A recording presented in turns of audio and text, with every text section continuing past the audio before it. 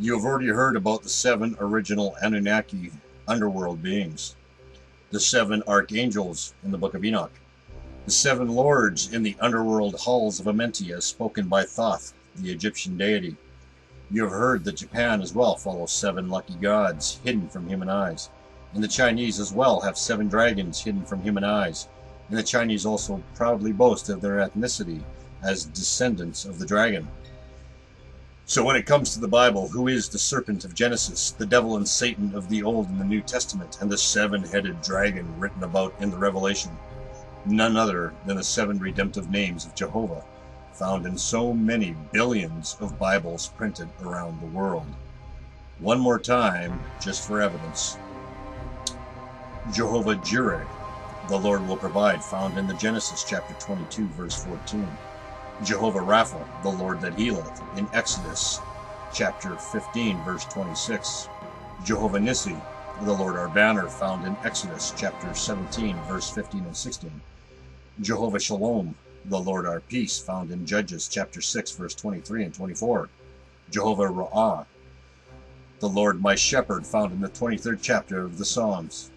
Jehovah Sidkenu, the Lord our righteousness, found in Jeremiah chapter 23, verse 6. Jehovah Shammah, the Lord is present, found in Ezekiel chapter 48, verse 35. More so, you'll find a little bit more information in the Revelation chapter 12, verse 3. And there appeared another wonder in heaven, and behold, a great red dragon having 7 heads, and 10 horns, and 7 crowns upon his heads. Reconfirmed again in the Revelation chapter 13, verse 1. And I stood upon the sand of the sea, and I saw a beast rise up out of the sea, having 7 heads, and 10 horns, upon his horns 10 crowns, and upon his 7 heads the names of blasphemy. Well, the first beast was identified. But now what about the second beast in chapter 13 of the Revelation? What about the famed number 666? As read in the Revelation chapter 13, verse 18. Here is wisdom. Let him who hath understanding count the number of the beast, for it is the number of a man, and his number is 666. If you go back into the Old Testament, take a look into the first book of Kings, chapter 10, verse 14. Now the weight of gold that came to Solomon in 1 year was 666 talents of gold. This is again reconfirmed in the second book of Chronicles, chapter 9, verse 13. Now the weight of gold that came to Solomon in 1 year was 666 talents of gold. This is the man so many religious faithful worship by rehearsing the proverbs of Solomon inside the Bible. Who was Solomon, and was he the King of Kings for the devil? Solomon was the first to organize massive military, law enforcement, government, and commerce under the guiding command of the Lord your God, Jehovah. And lest we forget that Solomon was the king who had the assistance of demons from the underworld to build the temple with the help from Archangel Michael, as referenced in the Testament of Solomon, and also restated in numerous verses of the Muslim Quran. Here are some hints about King Solomon to consider. In the first book of Kings, chapter 9, verse 22, but of the children of Israel did Solomon make no bondmen, but they were men of war, and his servants, and his princes, and his captains, and rulers of chariots, and his horsemen. And in the first book of Kings, chapter 10, verse 23, so King Solomon exceeded all the kings of the earth for riches and for wisdom. However, the relationship with good old Jehovah ends as written in the first book of Kings, chapter 11, verses 9 through 11. And the Lord was angry with Solomon, because his heart was turned away from the Lord, the God of Israel, who had appeared unto him twice, and had commanded him concerning this thing, that he should not go after other gods. But he kept not that which the Lord commanded. Wherefore the Lord said unto Solomon, For as much as this hath been in thy mind, and thou hast not kept my covenant and my statutes, which I have commanded thee, I will surely rend the kingdom from thee, and give it to thy servant. Does Lord God Jehovah ever get angry at other servants other than Moses or the kings of the United Monarchy? Indeed he does. And he also tells some prophets that the sun, the moon, and the stars created by God in the first chapter of Genesis will one day not shine in this world again. To the prophet Isaiah, chapter 13, verse 10, for the stars of heaven and the constellations thereof shall not give their light. The sun shall be darkened in his going forth, and the moon shall not cause her light to shine. Then the prophet Ezekiel, chapter 32, verse 7, and when I shall put thee out, I will cover the heaven and make the stars thereof dark. I will cover the sun with a cloud, and the moon shall not give her light. And the bright lights of heaven will I make dark over thee, and set darkness upon thy land, saith the Lord God. And then in the New Testament, chapter 24, verse 29 in the Gospel of Matthew, immediately after the tribulation of those days shall the sun be darkened, and the moon shall not give her light, and the stars shall fall from heaven, and the powers of the heavens shall be shaken. I sure do hope there is no prediction like this for the end of the world in the Revelation. Whoops, I spoke too soon. The New Jerusalem in the New Earth has a big surprise waiting after the destruction of the world. According to the Revelation right at the end, at chapter 21, verse 23, and the city had no need of the sun, neither of the moon to shine in it, for the glory of God did lighten it. One has to wonder what exactly is the glory of the Lord God all about. Taking a look in the Old Testament of the Bible, looking at Exodus chapter 24, verse 17, and the sight of the glory of the Lord was like devouring fire on the top of the mount in the eyes of the children of Israel. Also to be seen in Leviticus chapter 9, verse 23, and Moses and Aaron went into the tabernacle of the congregation, and came out and blessed the people. And the glory of the Lord appeared unto all the people, and there came a fire out from before the Lord, and consumed upon the altar the burnt offering and the fat, which when all the people saw, they screamed and fell on their faces. And then in the second book of Chronicles, chapter 7, verse 1, now when Solomon had made an end of praying, the fire came down from heaven and consumed the burnt offering and the sacrifices, and the glory of the Lord filled the house.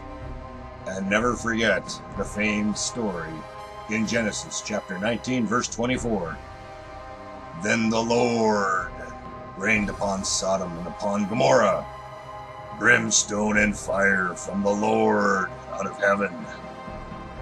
And this glory that the chosen ones of Israel are supposedly going to receive in Revelation sounds more like a barbecue event.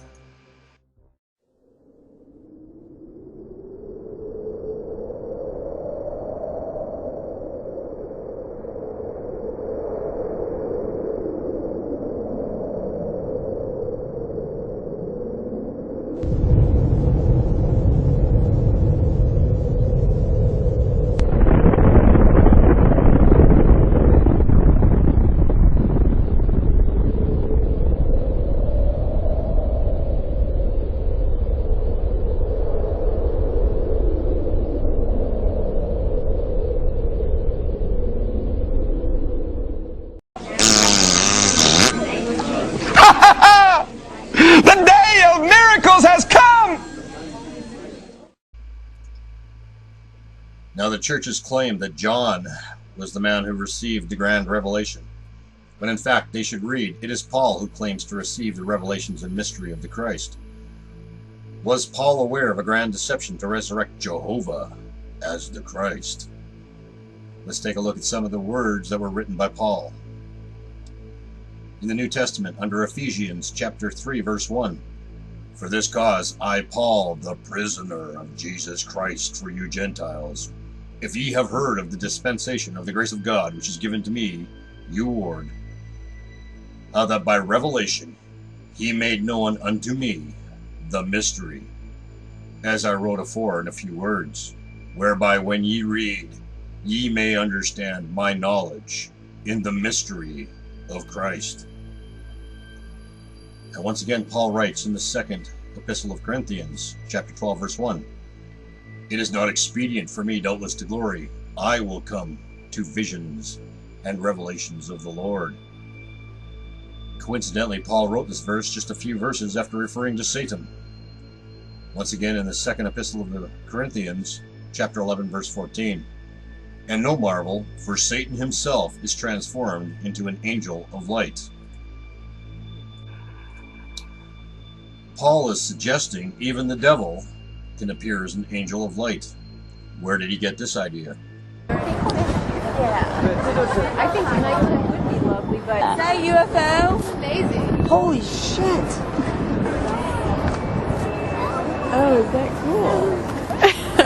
You can almost hardly look at it. We've seen them in Mississippi like this, but never like never like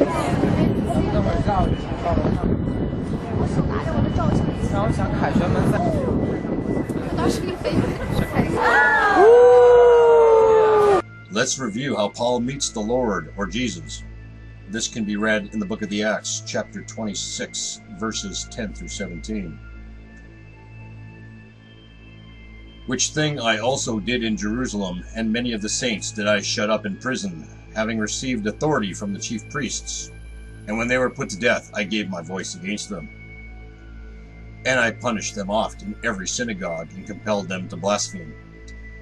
And being exceedingly mad against them, I persecuted them even unto strange cities. Whereupon, as I went to Damascus, with authority and commission from the chief priests, at midday, O king, I saw in the way a light from heaven, above the brightness of the sun, shining round about me and them which journeyed with me.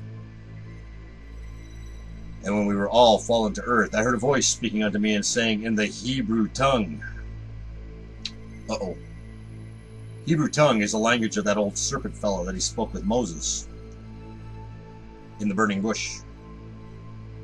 Continuing on, and saying in the Hebrew tongue, Saul, Saul, why persecutest thou me? It is hard for thee to kick against the pricks. And I said, Who art thou, Lord? And he said, I am Jesus, whom thou persecutest. But rise and stand upon thy feet, for I have appeared unto thee for this purpose, to make thee a minister, and to witness both of these things which thou hast seen, and of those things in that which I will appear unto thee, delivering thee from the people and from the Gentiles, unto whom now I send thee. This is the same promise that darn Lord guy of the Old Testament made with Moses to deliver the people using the same Hebrew tongue that Lord Jehovah used to speak to Moses as a light in the bush. And poor Jehovah must have forgotten that the man today called Jesus did not speak in Hebrew tongue, but Aramaic tongue. Paul was originally a Pharisee in Jerusalem named Saul, where as a law enforcer he killed many corruptly in the name of the law, as mentioned in those verses that I spoke of. The question to ask is if Paul did indeed get a guilty conscience in the Revelation. After all, Paul secretly reveals Jehovah as the devil dragon and Solomon as the beast. So did Paul recognize that the New Testament was not about resurrecting a man who was never named Jesus to begin with? Did Paul know he was assisting to revive a dying religion that the man today known as Jesus destroyed by identifying the evils of the devilish beings playing God?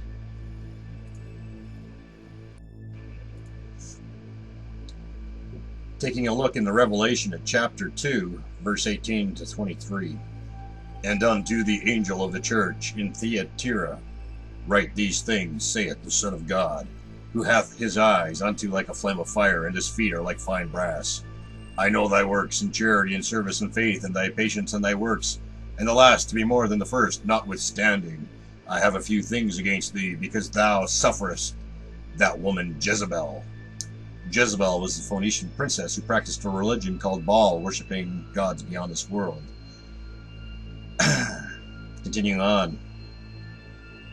She which calleth herself a prophetess, to teach and to seduce my servants to commit fornication, and to eat things sacrificed unto idols.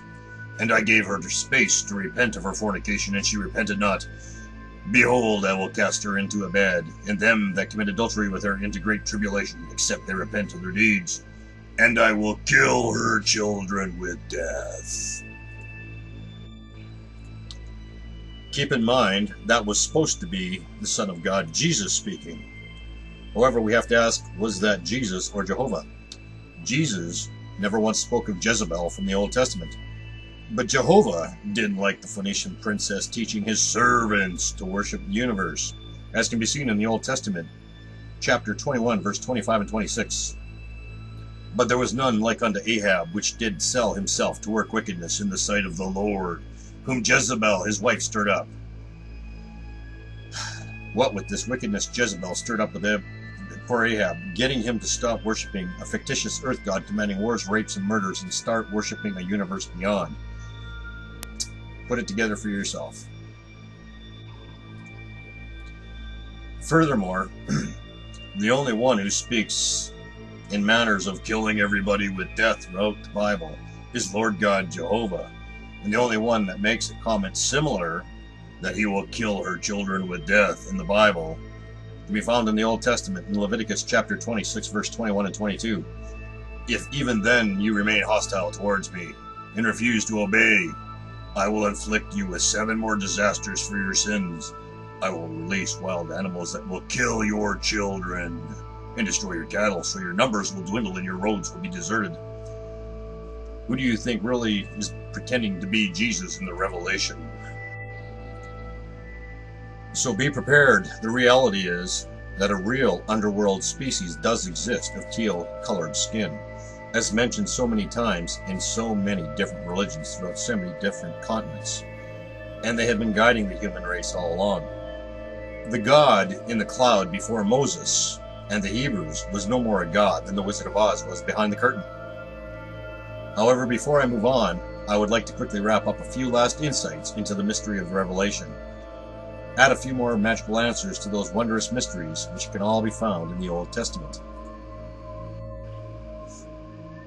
To begin the revelation in chapter 1, verse 10, I was in the Spirit of the Lord's day, and heard behind me a great voice as of a trumpet, saying, I am Alpha and Omega, the first and the last. And what thou seest, write in a book, and send it unto the 7 churches which are in Asia, unto Ephesus, and unto Smyrna, and unto Pergamos, and unto Thyatira, and unto Sardis, and unto Philadelphia, and unto Laodicea. And I turned to see the voice that spake with me, and being turned, I saw 7 golden candlesticks. However, if one looks back way into the Old Testament to review the Lord's command to Moses to build the Ark of the Covenant, you will see way back then the 7 fallen angels were incorporated into the design of the Ark of the Covenant. Back in the Old Testament, in the book of Exodus, chapter 25, starting at verse 31. And thou shalt make a candlestick of pure gold. Of beaten work shall the candlestick be made. His shaft and his branches, his bowls, his knops, and his flowers shall be of the same. And 6 branches shall come out of the sides of it, 3 branches of the candlestick out of the one side, and 3 branches of the candlestick out of the other side. And thou shalt make the 7 lamps thereof, and they shall light the lamps thereof, that they may give light over against it.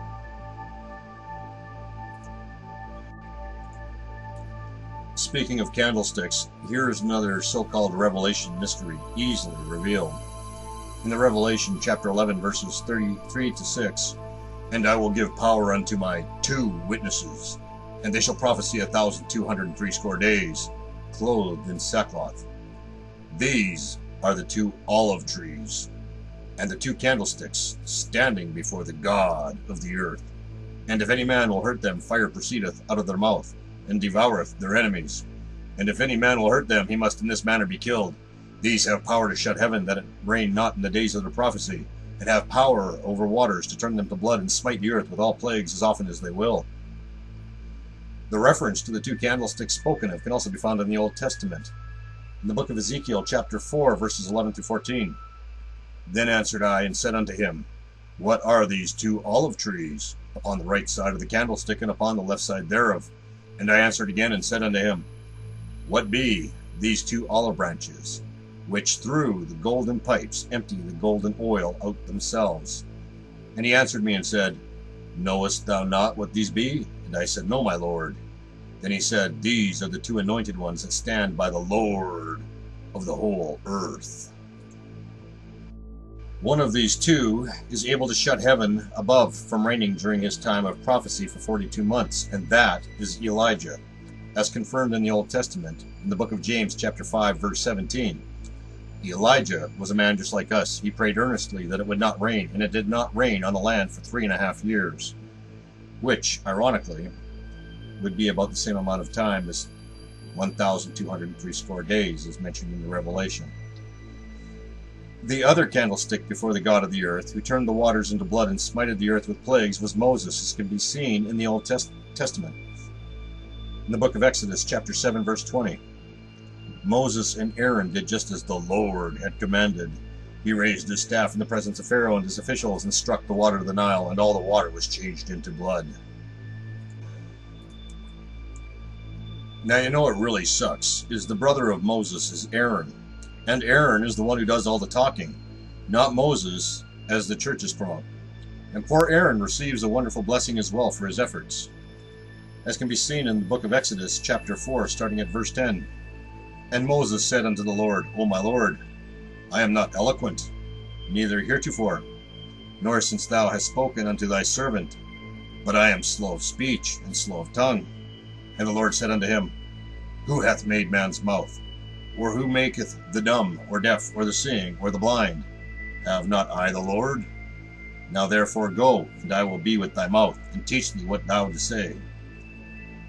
And he said, O my Lord, send, I pray thee, by the hand of him whom thou wilt send. And the anger of the Lord was kindled against Moses. And he said, Is not Aaron the Levite thy brother? I know that he can speak well. And also, behold, he cometh forth to meet thee, and when he seeth thee, he will be glad in his heart. And thou shalt speak unto him, and put words in his mouth, and I will be with thy mouth, and with his mouth, and will teach you what ye shall do. Then once again, in the book of Exodus, chapter 16, verse 10, And it came to pass, as Aaron spake unto the whole congregation of the children of Israel, that they looked toward the wilderness, and behold, the glory of the Lord appeared in the cloud. And the Lord said unto Moses, Lo, I come unto thee in a thick cloud, that the people may hear when I speak with thee, and believe thee forever and ever. So nice guy Aaron does all the speaking with the Egyptian pharaohs and leads the Hebrews out of Egypt.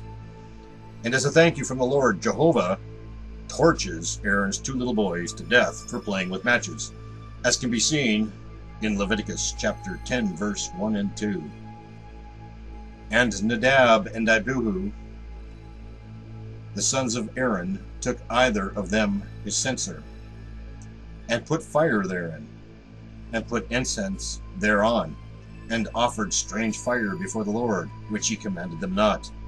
And there went out fire from the Lord, and devoured them, and they died before the Lord. Never play with matches around the Lord. You may not like hearing the truth, but you need to if you plan to escape the fantasy of nightmares. The fantasy was never a fantasy. The fairy tales were never fairy tales. You exist in a dungeon of deceit where you deny truth and embrace lies. This is caused by the dark airs of this world and the dark elements of the soil that nurtures your physical being and created black retinas to only recognize the existence formed inside this dark-haired world. Do you ever wonder why every living creature here has lenses in their eyes that are dark black? Do you ever wonder why it is that the light hurts your eyes? Should the light not be pleasant to your eyes as it is to the spirit that makes you feel so secure in your homes and happier in the summer? You exist temporarily in a body that is designed to exist in a dark-haired physical world. You will need to understand this. You will need to realize you fashioned your body with organs such as a brain, the heart, liver, etc. from nothing more than a mere speck of air. You will need to realize the 2 hemispheres of your brain are like 2 hemispheres of a nut protecting a seed, and the seed inside your brain organ is a pineal gland shaped like a pine cone, which is the receiver of information sent by the spirit. The Vatican symbolizes the pine cone with waters flowing out of it, which is also not too far from their sphere within a sphere, which means they believe they understand the inner workings of the 2 planes within this world, according to them. However, the real sphere of interest is the one that communicates with you now, the spirit of errors inside the womb of this world. These errors magically facilitate your imaginations by nurturing the soils with the desires of humanity. These errors receive your thoughts and produce little raindrops of information to the soil to produce elements that will fulfill your desires. These errors memorize all your thoughts and actions and instantaneously transmit sound and imagery to televisions, phones, computers, and yet it is also these errors that produce and direct the very images and sounds you see every night in a dream. So you believe your memories are maintained inside the organ of the mind, a brain that a mere speck of air created within the womb. I will tell you, the airs of this world that you breathe maintain your memories. It is the natural process of all creation, and it is the consciousness of this world that animates the skies, the lands, and the seas, which also forms the collective conscious that also appoints imagery to you within your dreams. You may want to wake up from the dark spell of hell right now. You are being indoctrinated with lies designed to keep your spirit deceived to remain here. And for the record, resurrection is instant, not 3 days. You can do away with the 3-day resurrection of the man that they today call Jesus, which in theory originated in the Old Testament. You can find that in the book of Hosea, chapter 6, verse 1.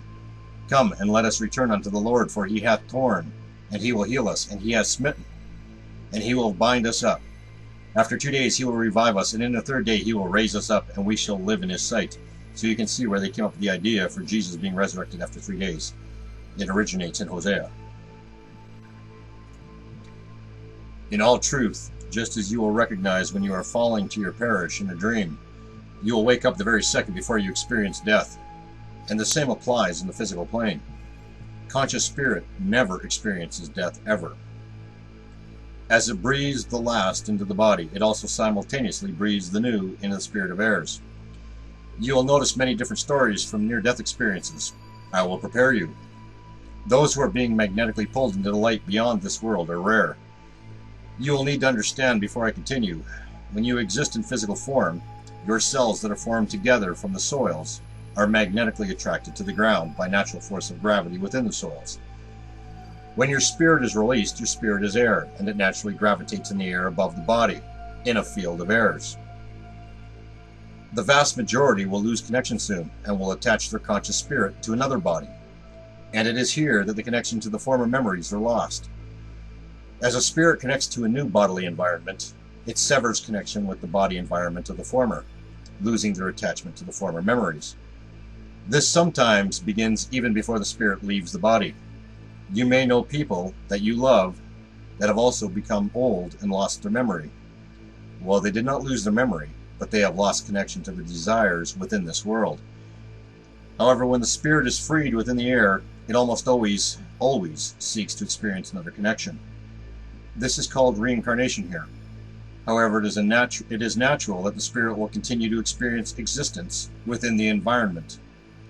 In one form or another, it will continue until being released from the prison of sorrows. Some do gravitate to a lower field of existence deep below the surface, where the princes of this world playing gods with the human race exist.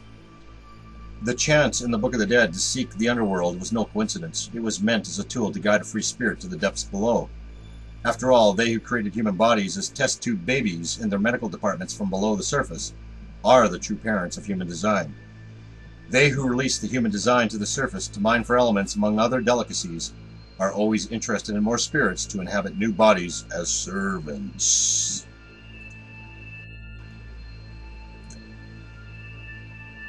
The hell below is not a place of fire, brimstone, and lava, but of sophisticated technology. In their world, they do not receive the beacons of the sun, the moon, and the stars, but they do have light. Since the sun is of no effect on them, the sun does not animate their cellular skin structures and age them as human beings are aged. They live very prolonged lives.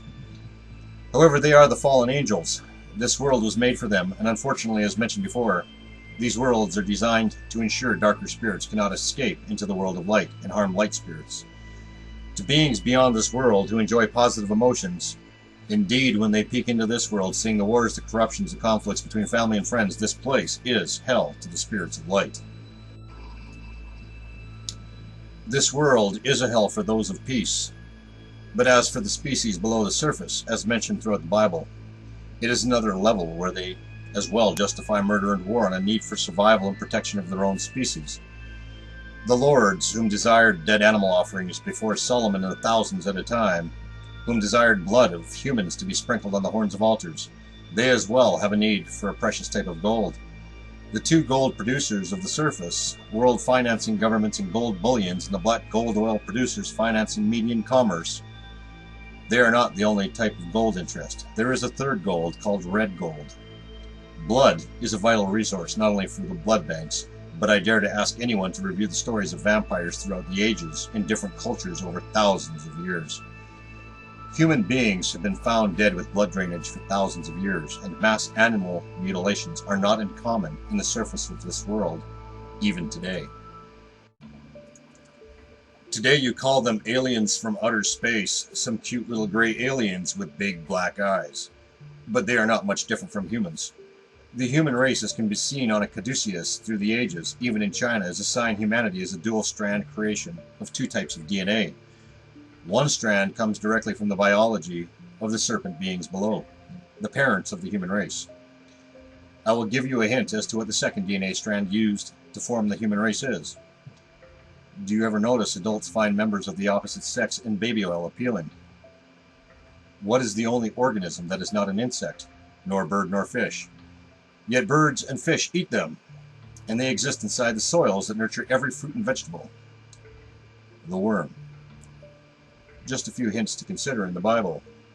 The prophet Isaiah, chapter 41, verse 14. Fear not, thou worm Jacob, and ye men of Israel, I will help thee, saith the Lord, and thy Redeemer, the Holy One of Israel. In the Psalms, chapter 22, verse 6. But I am a worm, and no man, a reproach of men, and despised of the people. In the book of Job, chapter 19, verse 26. And though after my skin worms destroy this body, yet in my flesh shall I see God. And then once again, in the book of Job, chapter 25, verse 6. How much less man who is a worm, the son of man who is a worm. The supposedly alien gray race with those big black eyes, necessary only in the surface of the world, have normal eyes similar to a human. Just as humans use sunglasses, these beings below as well need lenses that protect their eyes when they venture into the surface from the world below. They as well are a creation of the underworld lords. However, so many human beings claim that these are aliens from a distant star cluster in the galaxy, when yet they exist right here inside this world. If someone smashes out your car window in the night, and you live in Mexico, you do not assume that the vandals come from China. Just because you see these incredible spheres and disks in the airs inside your world, it does not mean they come from another star cluster. But I assure you, the answers are right below your nose, literally. Have you ever heard of the Wandjina species depicted on cave walls from thousands of years ago? The original paintings usually include various depictions of a rainbow serpent. Just another coincidence? I say not. They have been here a very long time, even longer than this chapter of the human race. I obviously do not need to tell you this is not the only chapter of human-like races, since you have humans in archaeology who have discovered bones of humans that are hundreds of thousands of years old or older. The surface of this world has been reformatted tons of times, with cataclysmic endings to the human race a number of times. This event is automated to allow the world to properly reheal and become refreshed with new treasures in the soils. A newly downloaded operating system is injected into the spirit of heirs within this world, and gradually an amazingly beautiful surface comes to life. And once again, the genesis of human existence begins. The removal of light spirits inside this world is not as uncommon as you would believe right now. Even the Mayan cultures who you believe created the Mayan calendar and predicted 2012 would be at the end of the world, they as well completely vanished into thin air without traces. So have many groups of beings throughout the ages of this world. Mass disappearances inside this world are not uncommon. The universe is an automated system that will align two suns to overpower the darkness of this world that deceives the light spirits from leaving. This happens quite regularly in physical worlds throughout all the smaller universes within the universal womb. Again, there is no emotion, there is no punishment and reward, there's only appropriate placement through division. What belongs in the light goes into the light and exists inside the world of light, where those who are dark remain in the dark-haired world of deception, unable to recognize the world of light. Those who remain will experience the prophecies, and as promised, there will be no more sun, moon, or stars to be seen. Dark ages without these beacons occur naturally every few thousand years inside this world. As far as the big prediction of a second sun in the immediate future, where they lie and they say that the Betelgeuse star will explode, an event that has never happened before. Let me give you some clarity, starting with Roman and Hebrew records from 163 years before the start of the Gregorian calendar to about 70 years after. As listed in the year 163 BC, an extra sun in the consulship of Tiberius Gracchus and Manius Juventus at Capuath, a sun was seen by night. At Formus, 2 suns were seen by day. The sky was afire. In Cephallenia, a trumpet seemed to sound from the sky. There was a rain of earth. A windstorm demolished houses and laid crops flat in the field. By night, an apparent sun shone at Pisarum. This is listed as Obsequens Prodigorium, chapter 114. In the year 48 BC, thunderbolts and visitations. Thunderbolts had fallen on Pompey's camp. A fire had appeared in the air over Caesar's camp and had fallen upon Pompey's. In Syria, 2 young men announced the result of the battle in Thessaly and then vanished, as written through the Dio Cassius Roman History book, chapter 5. In the year 42 BC, the nightlight, the 3 suns. In Rome, light shone so brightly at nightfall that people got up to begin to work, as though the day had dawned. At Murtino, 3 suns were seen about the 3rd hour of the day, which presently drew together in a single orb. Once again, Obsequens Prodigorium, chapter 130. A few years before the start of the Gregorian calendar, references to the suns, the moons, and the globes. How often has our Senate enjoined the Decemvirs to consult the books of the Sibyl? For instance, when 2 suns had been seen, or when 3 moons had appeared, and when flames of fire were noticed in the sky, or on that other occasion when the sun was beheld in the night, when noises were heard in the sky, and the heaven itself seemed to burst open, and strange globes were remarked in it. Cicero on Divination, Book 1, Chapter 43. As you can see, miracles in the world above being seen by the inhabitants of this world within are not rare, but regular. However, it would seem that all information leading to evidence of life beyond this world is always kept in the dark. Truth. The ancient Sumerians wrote of an event, of a body in the heavens called Nibiru, which is translated to a crossing or point of transition, especially of rivers. Once again, in the very first chapter of the Genesis, a hint is given when it states that God divided the waters. According to ancient Sumerians, Nibiru is attributed to a Sumerian god named Marduk, a star that is highly related to the location of the planet Jupiter. The return of this star is written to return, and it is this sun that has also been related to the theory behind the object today called the Nemesis.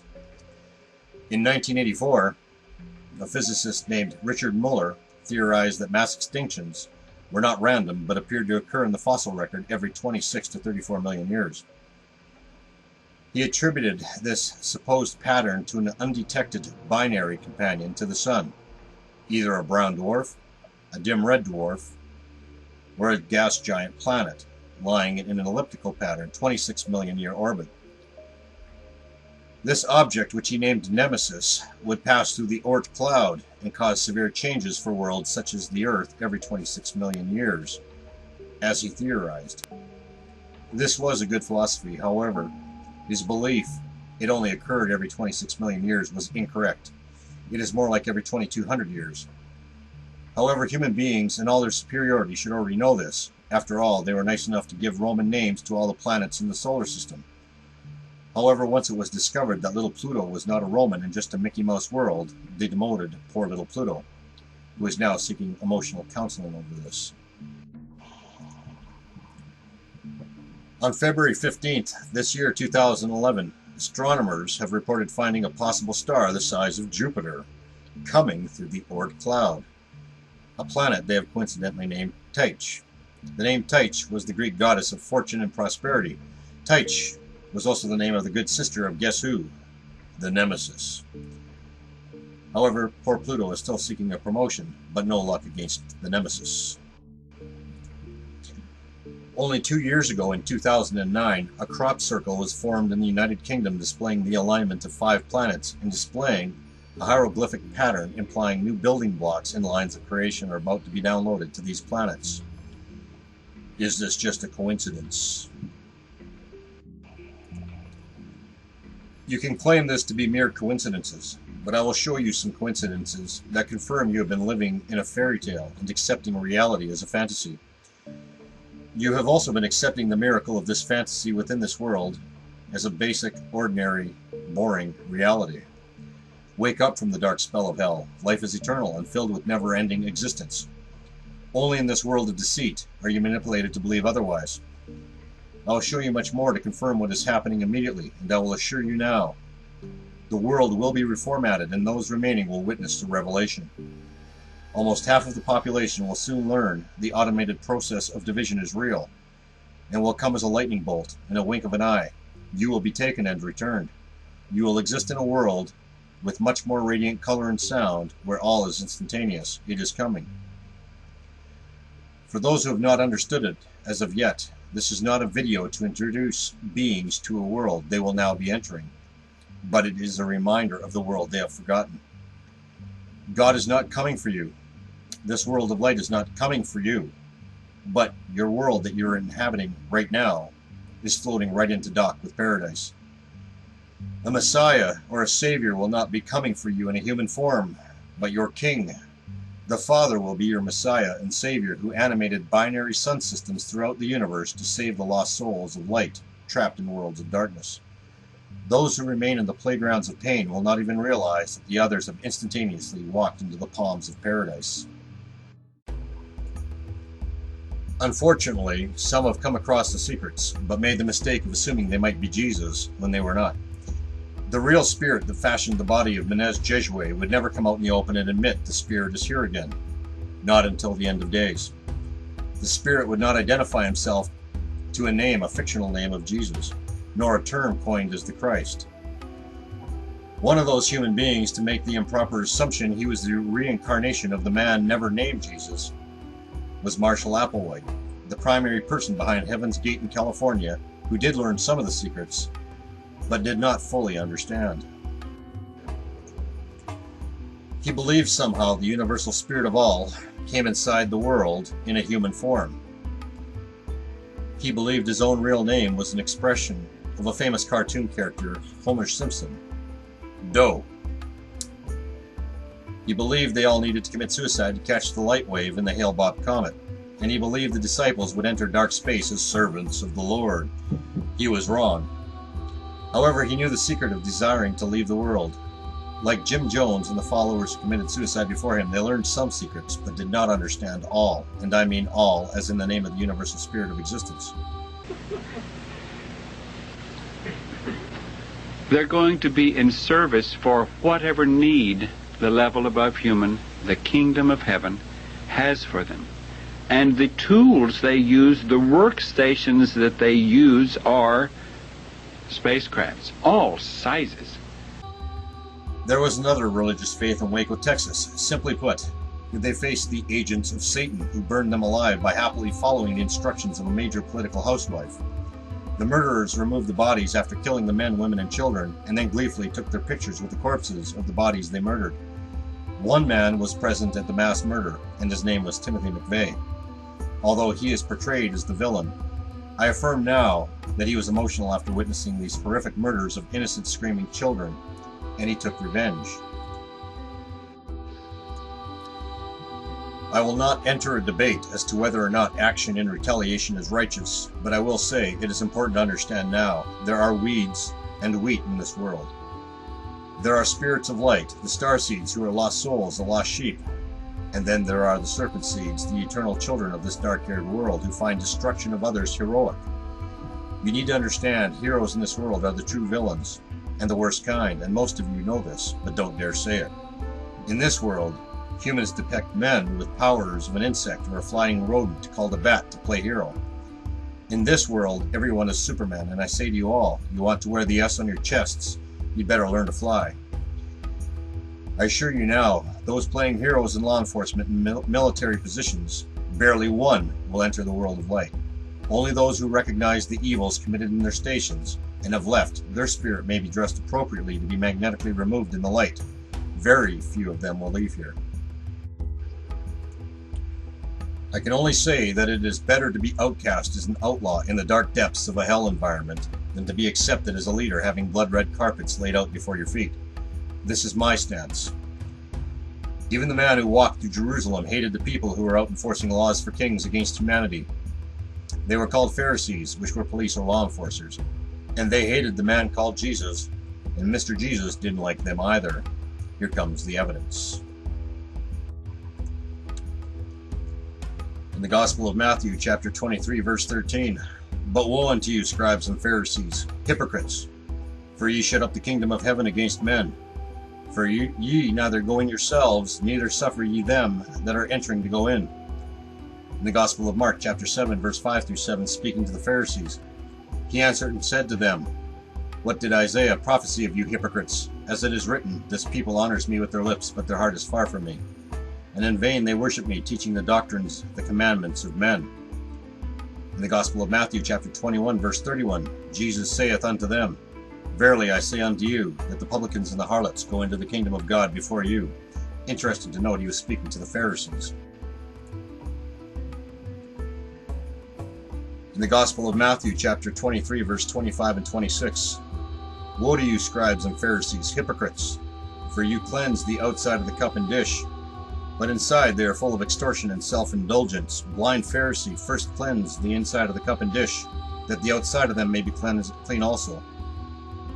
In the Gospel of Matthew, chapter 23, verse 27 to 29, "Woe to you, scribes and Pharisees, hypocrites! For you are like whitewashed tombs, which indeed appear beautiful outwardly, but inside are full of dead men's bones and all uncleanliness. Even so, you also outwardly appear righteous to men, but inside you are full of hypocrisy and lawlessness." In the Gospel of Luke, chapter 16, verse 14 and 15, "The Pharisees who loved money heard all this, and were sneering at Jesus. Then Jesus said to them, You are the ones who justify yourselves in the eyes of men, but God knows your hearts. What is highly valued among men is detestable in God's sight." Also in the Gospel of Luke, chapter 11, starting at verse 42, "But woe unto you, Pharisees! For ye tithe mint and rue and all manners of herbs, and pass over judgment and the love of God. These ought ye to have been done, and not to leave the other undone. Woe unto you, Pharisees! For ye love the uppermost seats in the synagogues and greetings in the markets. Woe unto you, scribes and Pharisees, hypocrites! For ye are as graves which appear not, and the men that walk over them are not aware of them." In the Gospel of Matthew, chapter 12, verse 14, "Then the Pharisees went out and held a council against him, how they might destroy him." In the Gospel of Matthew, chapter 22, verse 15, "Then went the Pharisees and took counsel how they might entangle him in his talk." Then in the Gospel of Luke, chapter 20, verse 20, "Keeping a close watch on him, they sent spies, who pretended to be honest. They hoped to catch Jesus in something he said, so that they might hand him over to the power and authority of the governor." Then in the Gospel of Matthew, chapter 21, verse 46, "But when they sought to lay hands on him, they feared the multitude, because they took him for a prophet." Then in the Gospel of Luke, chapter 12, verse 1, "In the meantime, when there were gathered together an innumerable multitude of people, so that they stepped one on another, he began to say to his disciples, First of all, beware you of the leaven of the Pharisees, which is hypocrisy."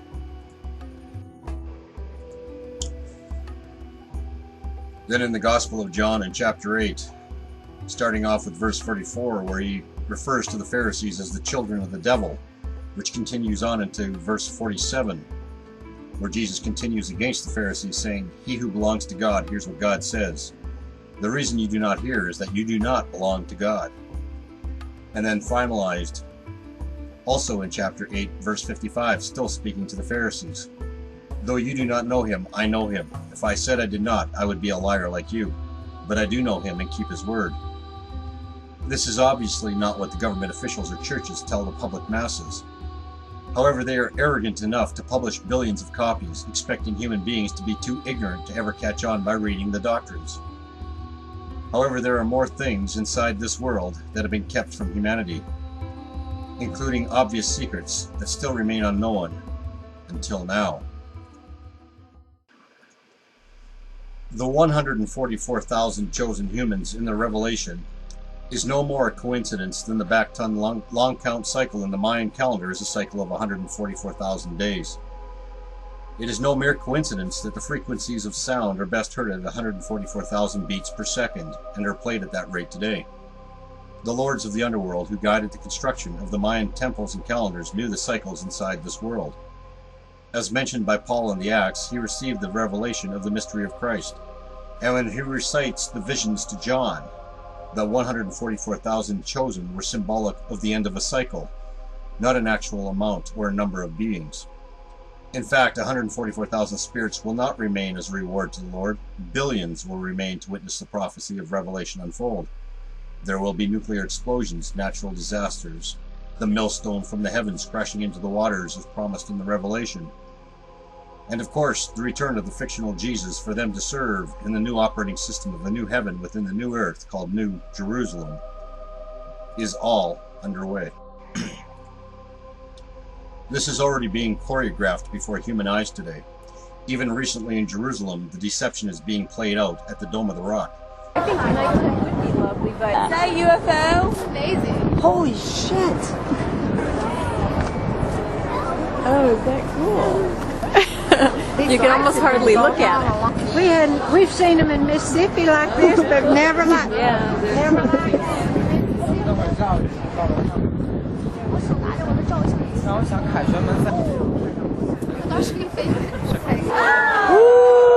Now it is sparking intense debate on the internet. Trace Gallagher following this live from our West Coast News. So the question is, what was that UFO? What was it doing over Jerusalem? And, is he back? The Dome of the Rock is an iconic spot in the Hebrew faith, being the place where Abraham was about to sacrifice his son Isaac to the Lord. As followed a few days later, a report of a baby boy being found in the temple is by no mere coincidence. I assure you now, the mystery baby boy found inside the Dome of the Rock is not the spirit who once connected to the body of Menez Jezebel, but as they believe in Judaism, Jesus and Jehovah are one. Guess who will be Jesus? At least those who so love Jehovah will get the reward from the Lord, and the Lord will receive them as well as a reward, and I say some reward. The reason they are playing this out right now is to establish a belief soon that humans will see a new earth and live forever here inside this world in peace. However, we all know how well the Lord keeps a promise here. Thou shalt not kill. You truly are living in the final days to witness the ultimate miracle. I have found or made a few video clips to help you recognize what is happening inside this world right now, these very moments. You are probably not aware of the magnitude of animal, bird, and sea life death occurring right now. You are probably not aware of the magnitude of tornadoes and volcanic eruptions, nor the floods, the tsunamis, and earthquakes that are taking place right now. You are probably not aware of the magnitude of wars between countries that are occurring right now in front of the scenes and behind the scenes.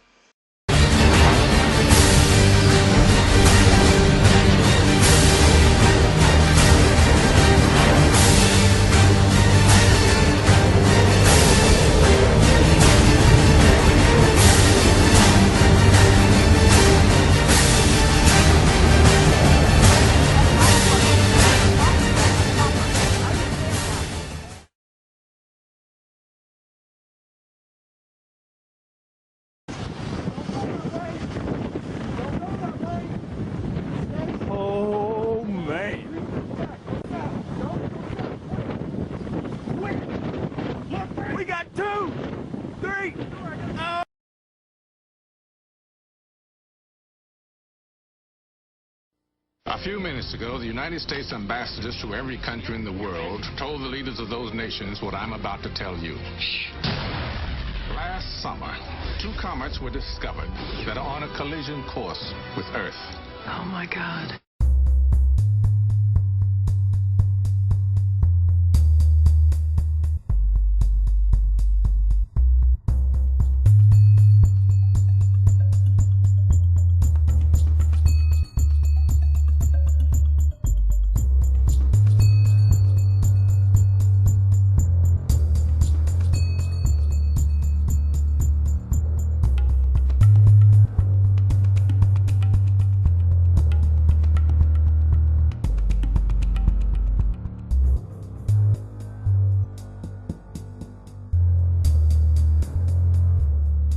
种非常特殊而且难得一见的换日现象，地球不会毁灭，请民众要放心。画面上2个太阳像是男女朋友在一起，这是澎湖有民众在马公观音亭旁随手用手机拍下的黄昏美景。马公气象站主任许天生表示，这应该是罕见的这只是难得一见的换日现象。2个太阳是有没有看错啊？有网友在网站的留言板上写着标题：今天我朋友去海堤跑步时拍到的。内文就是这张在澎湖拍到2个太阳的照片，引发了网友的广大讨论。有人说有2个太阳，难怪这澎湖紫外线特别强，夏天也特别热。但也有人大。 Hope for the best, but we've prepared for the worst. To ensure our way of life goes on, a network of immense caves has been constructed.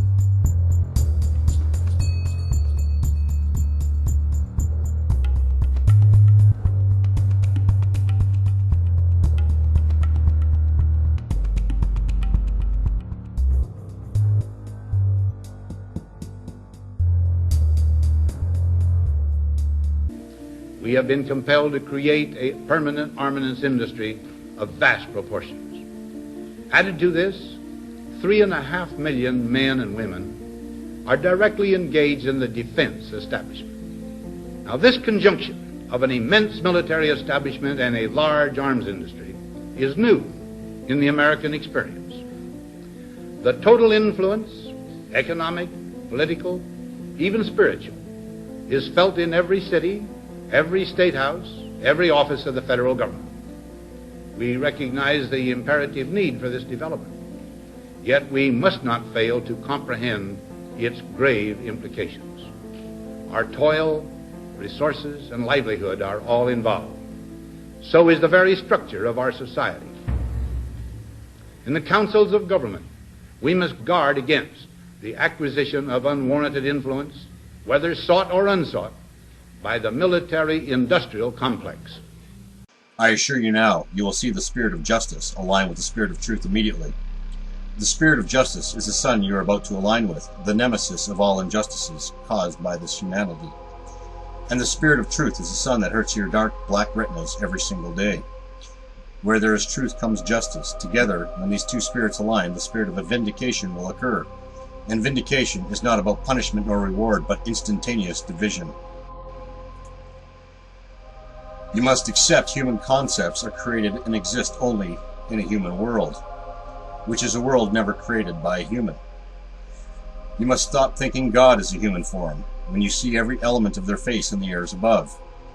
You must realize that all is not interested in punishing the murderers here who claim their evils are done as acts of employment or patriotism, but are in fact evils in the world of light. Once again, all does not blame dark spirits for inheriting the dark nature from birth, but has made environments appropriate for them to eternally continue their existence. Once again, if you have 5 peaceful children and 5 violent ones, you create 2 separate rooms. Quite simple. One room you know they will destroy, so every once in a while you clean up their room and refurnish it for the enjoyment, even though you know it is their nature to destroy it. For the peaceful ones, you can leave the room for them to fulfill whatever they desire. Where the spirits in this world exist through the destructions of creation in a limited-sized environment, the world of light is the opposite, with never-ending continual creations without destruction. Unfortunately, the door on the violent children's room cannot be escaped, so when a peaceful one enters, they get stuck there with the rest that sneak in as well. This is for the benefit of the ones who did not try to sneak in, being hurt by opening the door and allowing the dark spirits to leave into the world of light. There is an automated process to instantaneously divide without interfering with the gradual existence inside this world. This is why those who remain continue without knowledge of what really took place and consider it all a mystery. I will state clearly, look high and witness the unfolding of the universe. In your world, you cannot even replace a strand of hair at will. You cannot create a single blade of grass on the ground from thin air. Nor can you create a single grain of salt or sand from thin air. Look up high and witness the miracle that was created by nothing more than a speck of air. Then go look into a mirror and witness another miracle that formed from a speck of air. No worries, you believe this world and life is all you have. I assure you this is contrary to the truth. As sure as the yin and the yang were correct, where existence is unfolded with two opposite forces, assuredly the world of light exists as you see every day. And the world of darkness exists as you breathe in the dark airs every day. You assume your body to be you. You forget, though. How would I approach you if I meet you? Should I speak to you as you were when you were in a playground at 5 years old? Should I speak to you as a youngling who is just experiencing hormonal changes as a teenager? Should I speak to you as a young adult in their 20s, or as a parent in their 30s? Or should I speak to you as a grandparent in their 60s? Your body is always constantly changing, but your spirit that animates the body right now never changes. I can only offer one word of advice, and this is for you to grasp. Your body is an illusion that came from the womb in blood and placenta. It will return to the ground and deteriorate into a skeleton riddled with skin worms. In the meantime, your body is a puppet, a mannequin of illusion, one that your spirit is animating.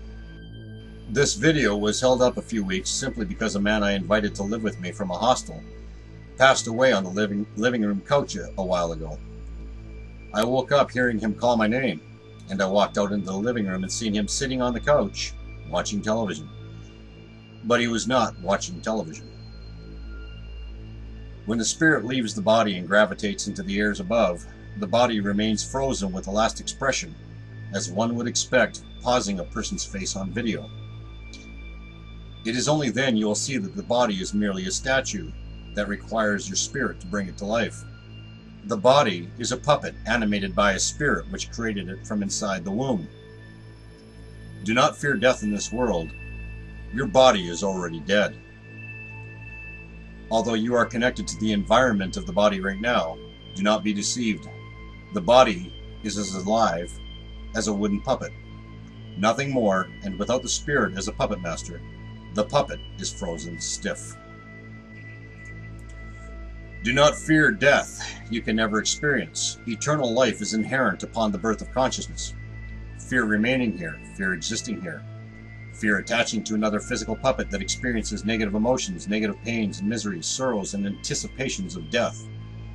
Prepare your spirit to leave to a place where the colors are much more intense, and it is the true natural reality that gives life to this artificial reality here. This place is an environment that recycles every living cell within to continue animation. This world is a recycle bin where the waters they drink in Egypt today are the same waters that flowed through the rivers of the Nile thousands of years ago. Do not desire to remain here. Do not worry about your body whatsoever. It is like a chair, it is recyclable. Prepare your spirit to return to another world without wars, injustices, and evils. Let the walking zombies inside this world, which are already dead and don't know it, let the dead bury their dead. Take a word of advice from the New Testament. In the Gospel of Luke, chapter 12, verse 1 through 4. Beware ye of the leaven of the Pharisees, which is hypocrisy. For there is nothing covered that shall not be revealed, neither hid that shall not be known. Therefore whatsoever ye have spoken in darkness shall be heard in the light, and that which ye have spoken in closets shall be proclaimed upon housetops. And I say unto you, my friends, be not afraid of them that kill the body, and after that they have nothing more that they can do. Now, I mentioned at the beginning you need to recognize the obvious lies and deceits that the key figures in high positions deceive you with. The universe is not a place of darkness whatsoever, but a world of blue waters of air. The sun is not a physical mass exploding like a nuclear reactor. It is a non-physical world that gives life to this physical world. Lastly, the airs in this world are obviously dark, as can be seen for half of the day, and even in the light, the airs in a room become dark again by shutting curtains. Darkness of outer space is a figment of human concepts.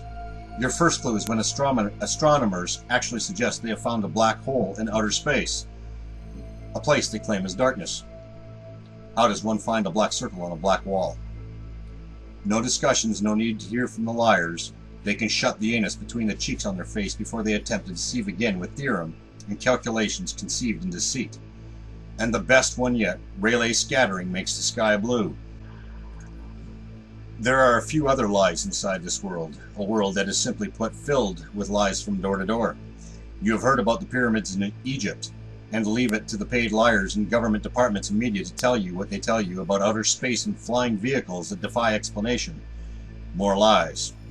Why do humans who naturally lie expect a group of humans who are paid to lie to give them the truth? First of all, I will tell you the caverns deep below the pyramids in Egypt lead to very sophisticated underground cities, such as the Mayan pyramids, which also led to underground cities. But this is not being told to you. The world is a place of deceit, and the worst part is sometimes mysteries are revealed by opening your eyes.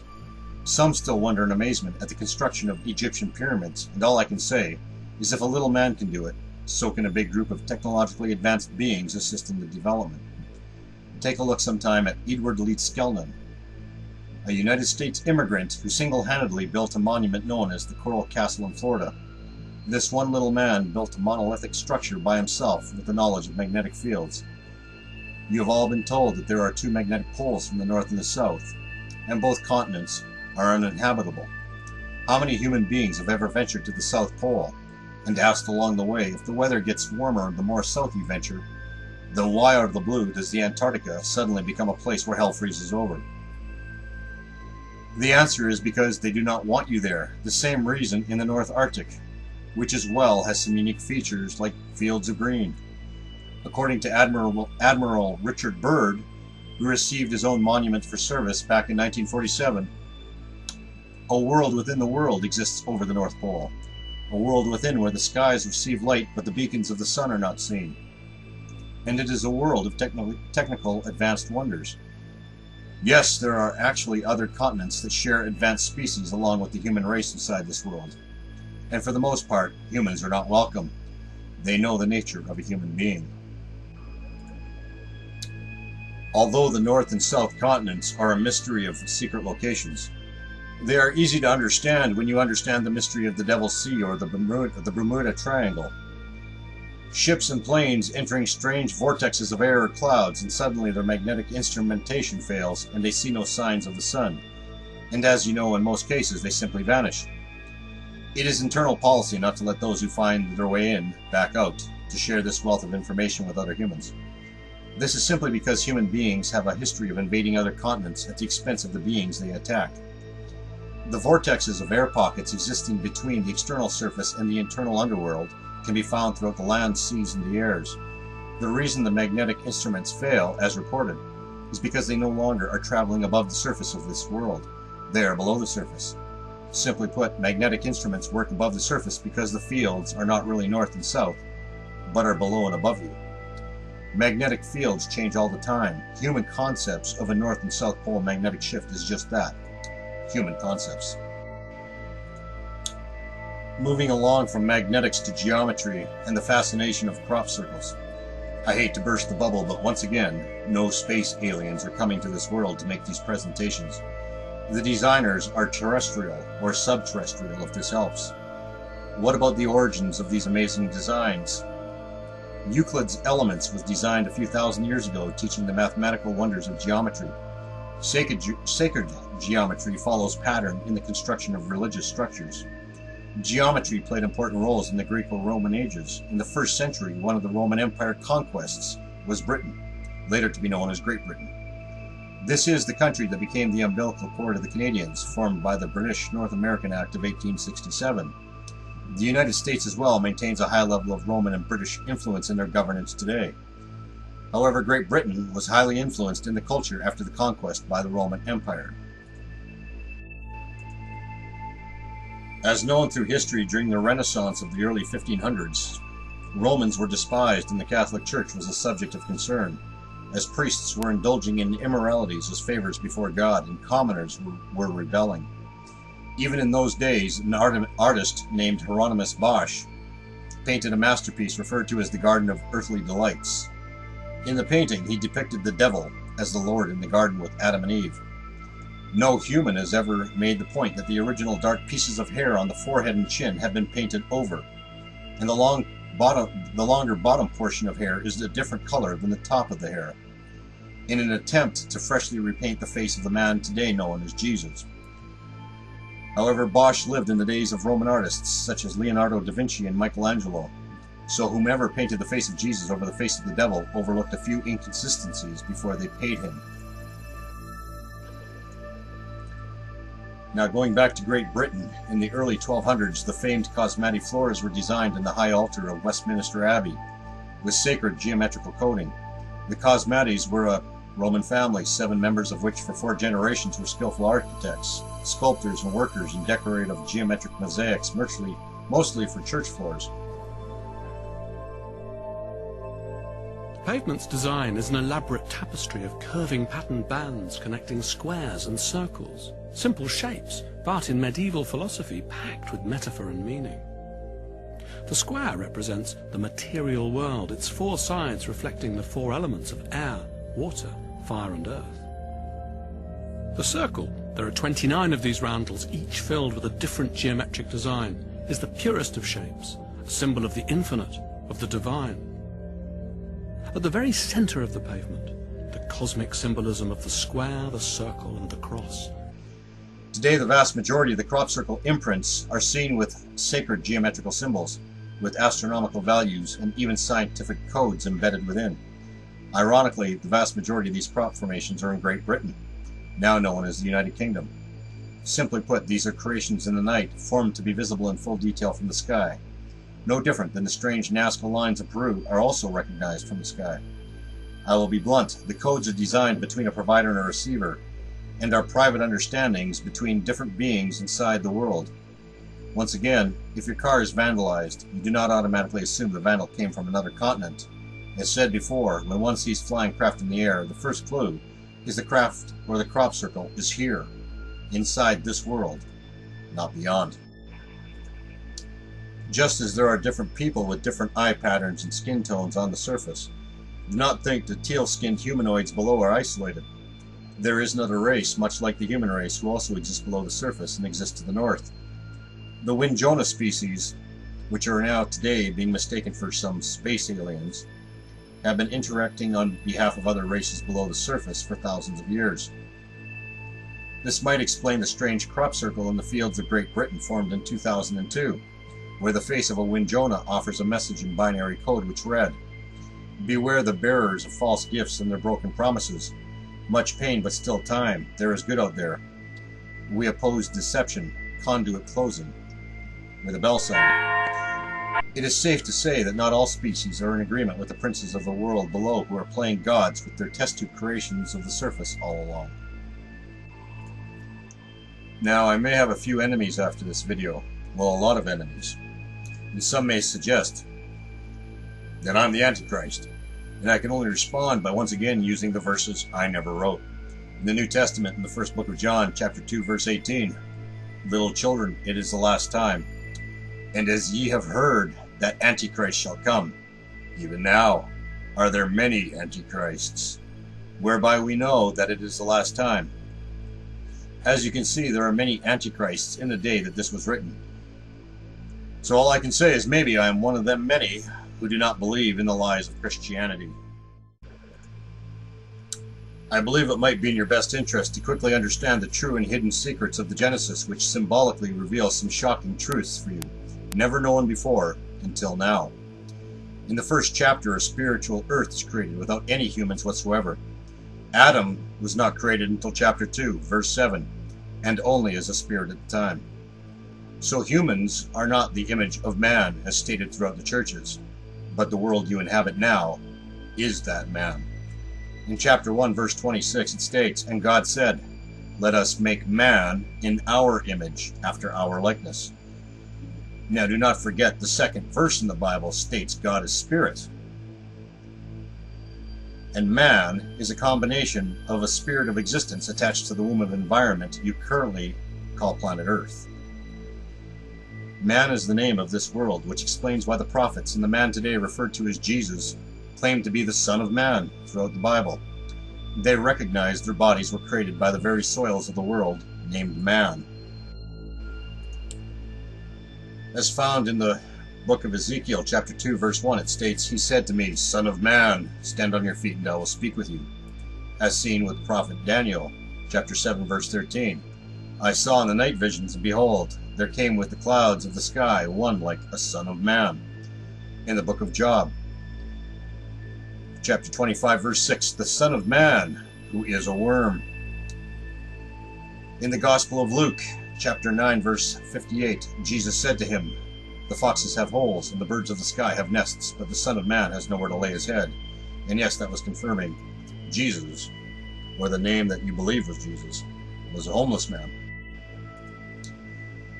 Now continuing after verse 26 in the first chapter of Genesis, where they name this world man, it continues on the very next verse in verse 27. "So God created man in his own image. In the image of God created he him. Male and female created he them." Remember that the spirit of the Father is conscious existence, and the spirit of the universal womb is the mother, and forming together as one, you get the universal spirit. The same applies in this world, where the Father animates the world, but the womb of the world is the mother that nurtures existence within. Do you ever wonder why all the world's religions have retained female names, such as Terra, or even Gaia, to recognize Mother Earth? Let's quickly identify the trees shown to Adam in chapter 2, verses 7, 8, and 9. "And the Lord God formed Adam of the dust of the ground, and breathed into his nostrils the breath of life, and Adam became a living soul. And the Lord God planted a garden eastward in Eden, and there he put Adam, who he had formed. And out of the ground made the Lord God to grow every tree that is pleasant to the sight and good for food. The tree of life was also in the midst of the garden, and the tree of knowledge of good and evil." Now when you hear these verses, keep in mind the Bible today refers to Adam using the word man in his place for religious deception. But it is Adam who they're speaking of in these verses. However, it would not be like some people would mix lies with the truth to fulfill their own agendas now, would they? You'll also notice Adam was put eastward in the Garden of Eden, which will be identified as the tree of life or the world of light in chapter 3. Still in chapter 2 and verse 17, Adam is told that if he experiences the tree of knowledge of good and evil, he will surely die. So leaving where he was from would mean death to exist inside the tree of knowledge of good and evil. You as a human exist within the tree of knowledge of good and evil. It is this world. That was what the symbol was identifying. This world is the mythical tree of knowledge of good and evil. The tree of life in chapter 2 is the sun. And this is quickly revealed at the end of chapter 3 in verse 24. "So he placed at the east the Garden of Eden cherubims, which are angels of light in first command, and a flaming sword, which turned every way to keep the way of the tree of life." The flaming sword that turns every which way is the sun, which today in astronomy shows a flaming sword of solar flares that is firing out in all directions. And the sun is the world which rises from the east daily. The other trees in the garden that were spoken of were symbolic of worlds throughout the garden of the universe. Remember, as a spirit of light, one can project anywhere at will. Even though the Genesis is merely a symbolic tale, it is based, like all stories, a truth wrapped up and presented as a fairy tale for human acceptance. Now as for the story of Adam and Eve, the very words printed in the billions confirm Adam is not daddy, but guess who is? The serpent who quickly gives away he is the Lord throughout the rest of the Old Testament. The churches never tell the truth. But this is an absolute confirmation that the churches do not want to reveal the truth, that the human design is the offspring of the devil. The lies you have heard in television programs and the churches confirm this is truly a world that exists in full deceit. This is amazing. The human race overlooks this one very important truth. Now you make your own decisions. Take a look at chapter 3, verse 13 through 16.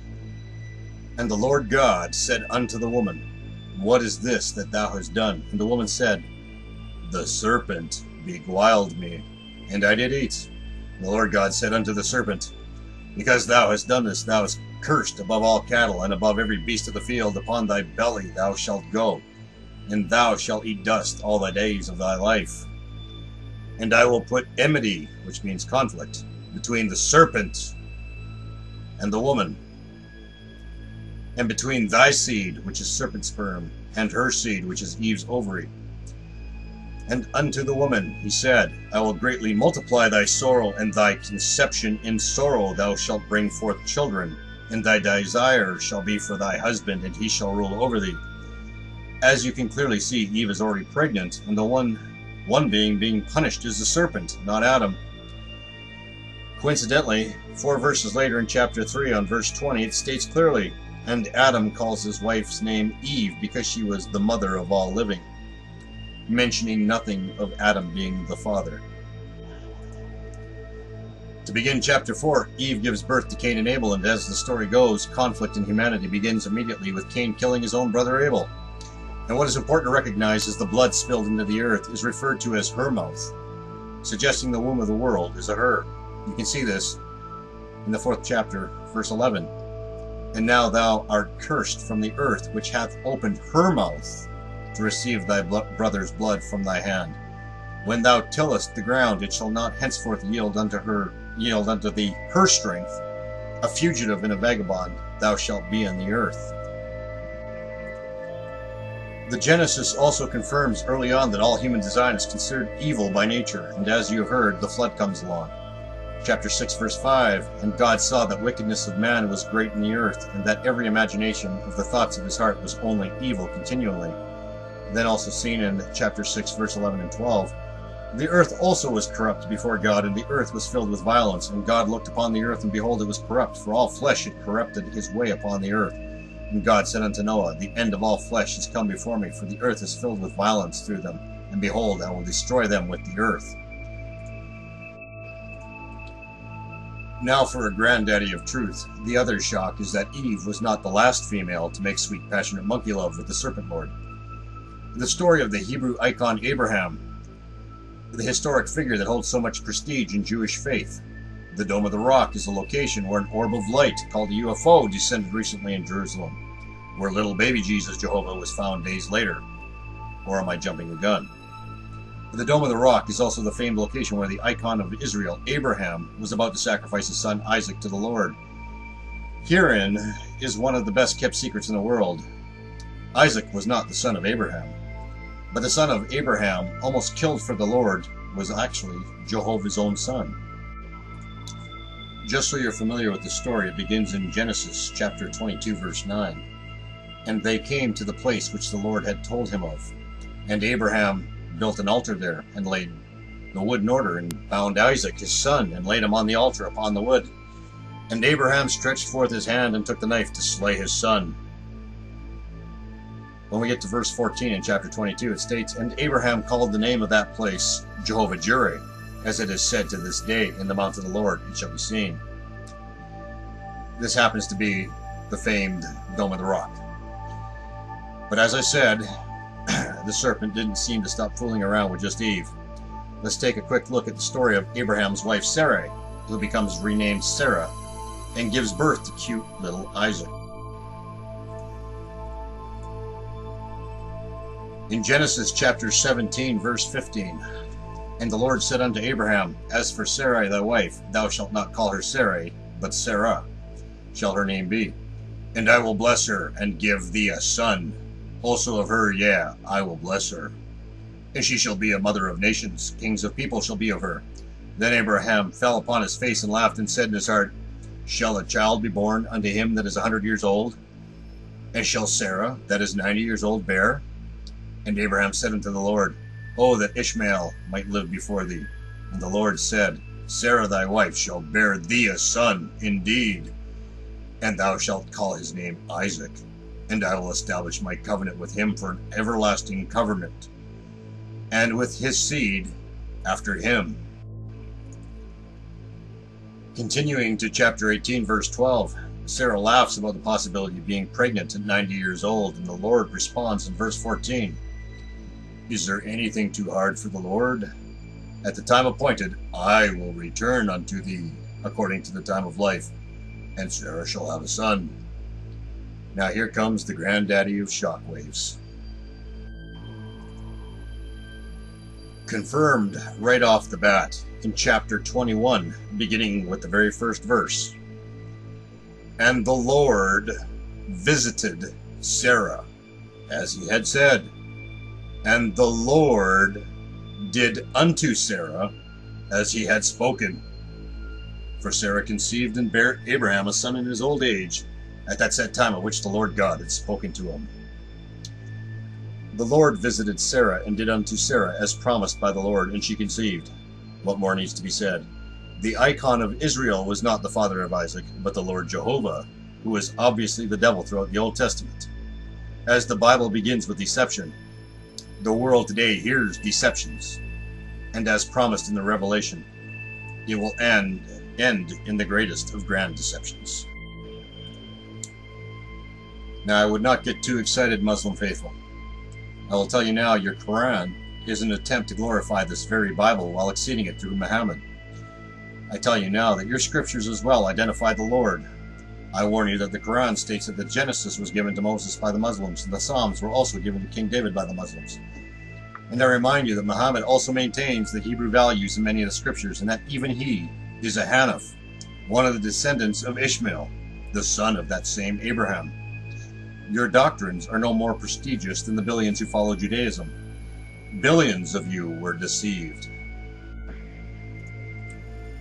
Even those of the Baha'i faith, who also regard Muhammad as a true prophet and a manifestation of God, are following a similar principle.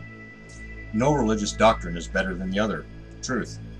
And for the Hindus, the Buddhists, the Sikh religions, followers in Zoroastrianism, all of you follow a similar pattern, one that attempts to develop an attainment of happiness inside this world. Those who also follow Jainism or Shinto practices in Japan, same application. You as well are being deceived by human concepts that copy similar religious concepts. I suggest strongly that human beings stop focusing on human concepts for human enlightenment. There is no need for practicing exercises in the concept of Kundalini Yoga to release the serpent power. There is no need to learn the harnessing of the chakras. You need to focus on the chakras of your spirit to achieve true enlightenment beyond this world, starting now. Now for a message to the humans in positions of know and highest levels of government, military development, and space exploration. You have fooled your own species along the way, allowing others to think the governments were spending huge revenues on space research, when in fact you have concentrated on underground developments. You can stop the Noah's Ark developments such as the Svalbard Global Seed Vault, located in the Norwegian island of Spitsbergen. You should be more concerned about the seeds of destruction your species has planted against themselves once again, as was in the days of Atlantis. You have built extraordinary cities below to exist within, by the anticipation of what is coming. You have developed new technologies and weaponry to exist on land as well as the airs above. You have developed mass weapons of destruction on land, and there are now weapons in space under your developments. These weapons, however, that you are developing are under the control of those below, not your race. They shared the designs for electronic communications and advanced weaponry, not so you could use it for supremacy against your own, but these were the seeds of your own destructions. As many of you in high positions have seen, the very same orbs seen in the skies today over the Dome of the Rock or other countries can prevent you from launching a single rocket. They were never going to share this wealth of advanced technology without the supervisory ability to shut you down in a second. You have assisted in building your own seeds of destruction to be used against all human life on the surface. I can tell you that believing you will live safely underground, you might want to understand the direction that you are going. However, I really don't think you will care to understand the effect it will have on you after the division and the doomsday event so deeply and religiously desired is fulfilled. However, this being known in advance, this chapter of the human race will once again do what other chapters have been doing throughout, which is to hide below the surface once again. I will say this, you have been masterfully played by a group of beings much more advanced and knowledgeable than you are. This you will learn from your new masters. I offer you insight. If a newlywed couple goes to a private island and the inhabitants treat them as kings and queens, they keep returning to the private getaway, only sharing the island with their own. Another couple goes to the same island with their kids, but are lacking in revenue, and the inhabitants beat the children, rape the wife, then attack the man and steal his remaining money. Then give the family 2 branches and a log and tell them to row home. They will never return to the island. In the end, all the wealthiest went to the private little island together, and all at once. The inhabitants suddenly made the tourists the slaves and stole all they had, forcing men into hard labor and the women into sexual slavery. You see, the inhabitants of the island wanted to attract all the wealthiest to take it all away from them in the blink of an eye. And the former tourists were now turned slaves. They were unable to escape the island, and all who tried were killed. You may not understand this yet, but you will, just as other elite humans in the past chapters of human history have learned as well. Although the internet was designed under the Department of the Pentagon, it was the masters who allowed the revolution of the technology age. Whatever you have monitored, they have monitored, and they have monitored those in highest positions here on the surface as well. As those below the surface remain hidden and continue to remain safe in control of those above, they must remember there is always another. They may be able to influence the surface and control the human race, but there is a world beyond this one that can do the same to both the surface and the world below. The Bubble Chronicles was never written for human eyes, but for the lords, the princes of the world. Now there will be a lot of little demons who are upset with this video, as the lords below will know the human beasts of the surface can attack my avatar and break the connection I have with this body in a human heartbeat. And then we will see what happens in a spiritual thought beat. A human may not understand what a thought beat implies, but the lords below the surface will understand. And a word only known to them, Shakilish. Of course, this video is available to be seen by those who guided humans into the development of the information age. Although the myth that the man referred to in the past as Jesus incorrectly is coming back and will coexist with humans in the new heaven and the new earth is a human myth. These are words to suggest that he will return for an appointment with this world, and the purpose is to the contrary of coexistence. In the Gospel of John, chapter 5, verse 32 and 33, there is another that beareth witness of me, and I know that the witness which he witnesseth of me is true. Ye sent unto John, and he bare witness unto the truth. Then in John chapter 8, verse 32, and ye shall know the truth, and the truth shall make you free. In the Gospel of John chapter 7, verse 16, Jesus answered them and said, my doctrine is not mine, but his that sent me.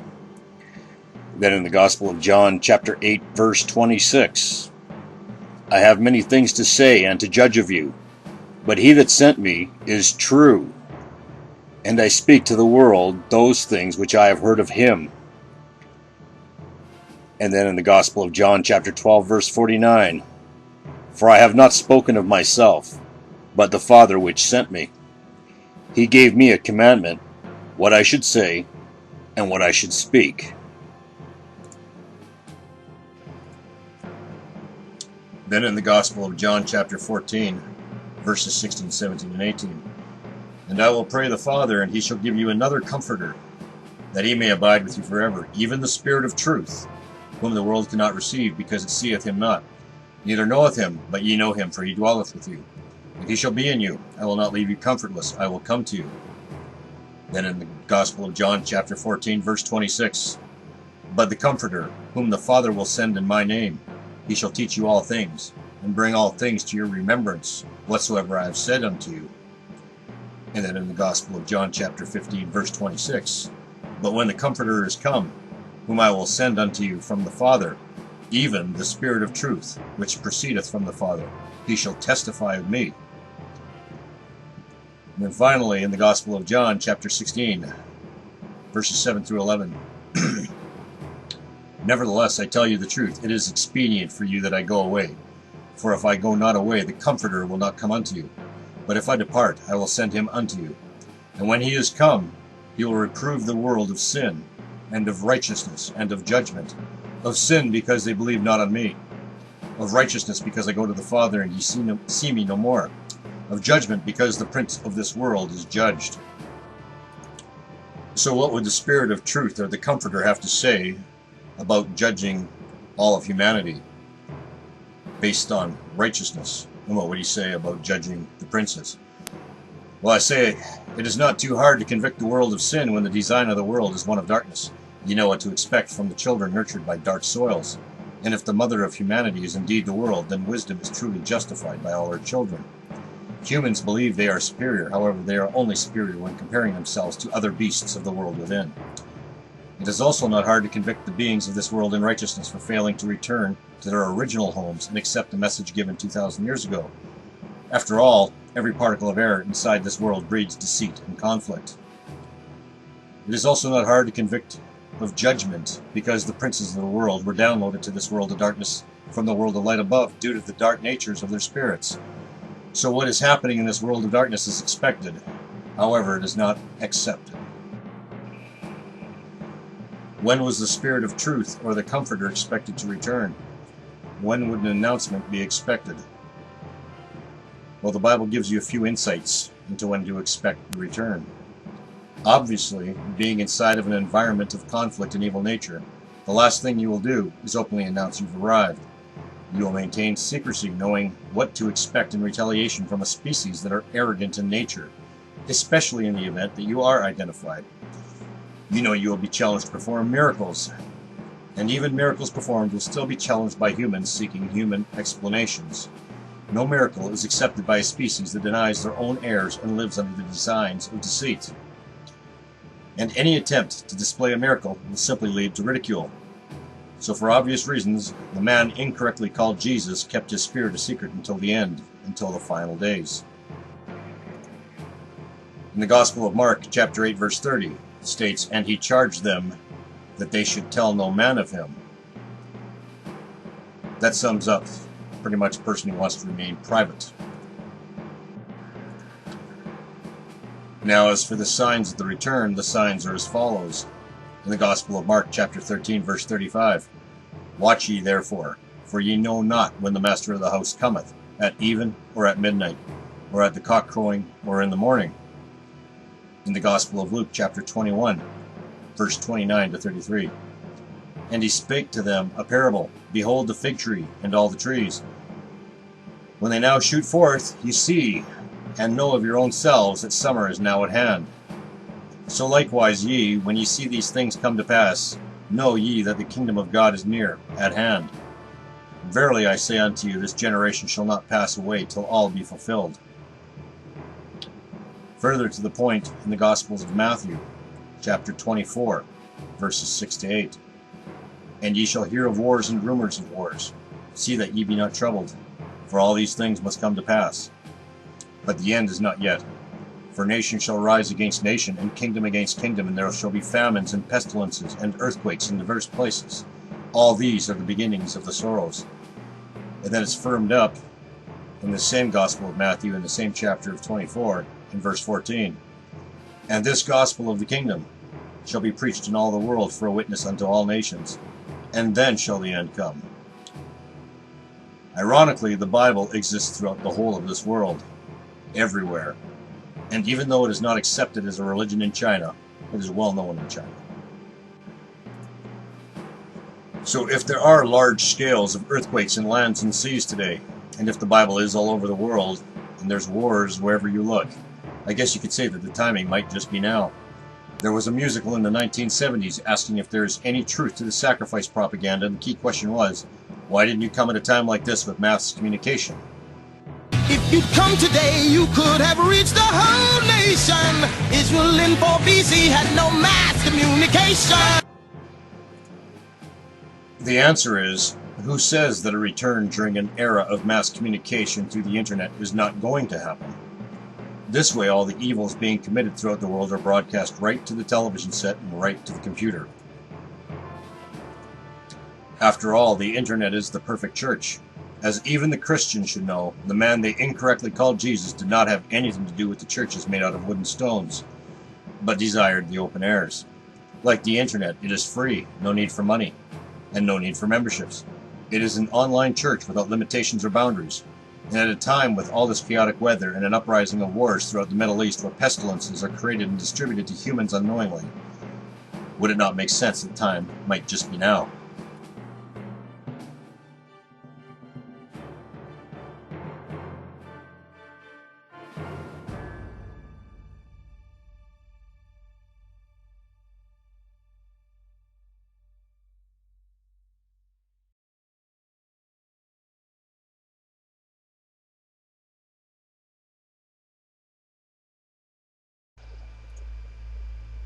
This needs to be understood. Human concepts are easy to master. In 1993, I was the youngest person on Canada to run for federal government, and I did not enter as a friend, but as an enemy of government and banks. In the 2000s, I helped people with criminal, civil, and municipal matters in the courts as a provider of legal assistance. But I entered the courts as the enemy of the courts, not as a friend, and this is well known in the courts. It is especially well known in my hometown. I am an enemy of the media, government councils, and especially the worst of humanity, being the police. This is well known where my last engagement with city councillors, I openly spoke out about the abuses of police, including the 30 dead prostitutes, where some were found with handcuffs. Of course, the media was suppressing this from the public, allowing more women to become victims, and the councillors' faces went red as they went into a private room to come back and find a way out of the dilemma. Inside the Council of Government, I did not show up as a friend, but as a foe. When I walked into the Sacred Heart Church in summer of 2010 and for the first time in 2,000 years spoke against the churches and started telling the Christians they were just demons, I once again came into the arena not as a friend but as a foe.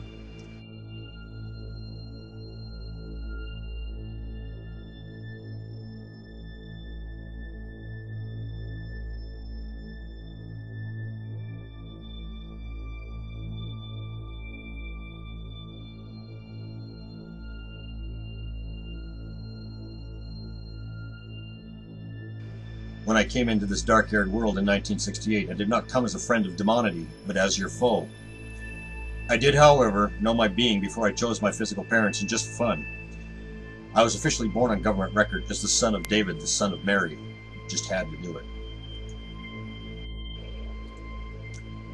I don't need to play games and try and convince myself or make myself believe. I knew who I was when I came into this world, and in fact, the Vatican seems to have made a flag of 2 keys to open and close the doors behind. I like the flag of 2 keys. I as well have one to help in a download process, and one to help in an upload process.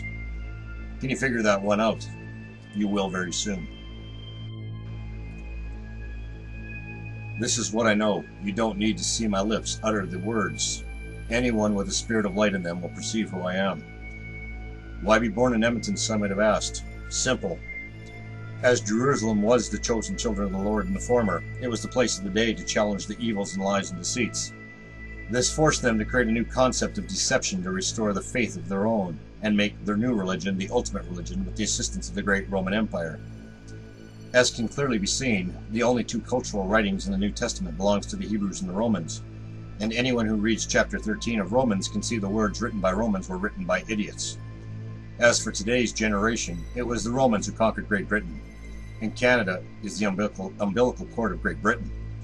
The extension of the Roman and Jewish powers extend through Great Britain into Canada and the United States. This video is needed in these countries right now because these governments are the worst inside this dark-haired environment of hell. These countries are most prone to the deceits of Satan's army of loyal children destroying and breaking spirits through government departments. You know who they are. They are those playing hero, trying to save the earth, and playing hero in the community, committing evils behind the scenes and smiling into cameras by day. They are in the military, policing stations, courthouses, government officials, social workers removing children and giving them to churches for free love, mental institution workers, prison guards, media personnel who knowingly suppress the truth of evils committed by the establishment, seniors workers and homeless shelter workers, right into hospitals where doctors and nurses claim humans as an award of the state above the dignity of those who love them most. They who are there for the protection and play the role of authority upon another, they are the weeds who will remain. Their spirit has no light, and thus the upcoming division will be of no benefit to them. To be magnetically attracted to light, the spirit must be of light. Excuses will be unheard. To become welcome in the light, your spirit must have light. And those of light cannot willfully harm another they themselves never created. End of discussion. Right here with mommy's at. Turn around and face me. I want to do thank you. Put your legs out. Step right here. No English. For a moment, the four Mounties try to talk to Jukansky, but it's no good. He seems to shrug and move away, and that is when he is tasered with 50,000 volts of electricity.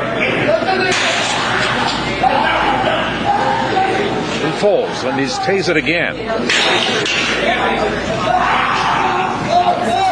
Taken from the BART train, recorded on a cell phone by a passenger who doesn't want to be identified. You can see 22-year-old Oscar Grant on his knees talking to police. He is pulled onto the ground face down. Then, after what appears to be a struggle, a BART officer puts his knee to Grant's neck, and another officer steps back, draws his gun, and fires it once into Grant's back. New rule, we should pay the police more, and in return, demand they stop beating up innocent people. Why do I have to turn it off? I'm perfectly within my legal rights to be able to do this. I'm perfectly within my legal rights to do this, sir. Listen, turn off the camera for me. No, sir, I am within my legal rights to do this. I do live here. You don't I just said I live here. Get over here. Hey, Get on the ground. What the hell are you Get doing, man? What the hell are you doing? What the hell are you doing, man? On your stomach. God damn it! Stop it! Hey! What are you kicking the camera for? On your stomach! Stop resisting! On your back, bro. Our top story, what can be described as a worst act of police brutality. A 5-year-old girl was beaten up by the police at Etawah in Uttar Pradesh. Little Komal had to undergo the trauma just for stealing 280 rupees. She was brought to the police station by local people who accused her of stealing the money. The SHO and sub-inspectors then decided to teach her a lesson and beat her black and blue while 6 other policemen watched the entire incident. After the news of this brutal incident reached the state DGP, suspension orders were given. 2 policemen have been suspended.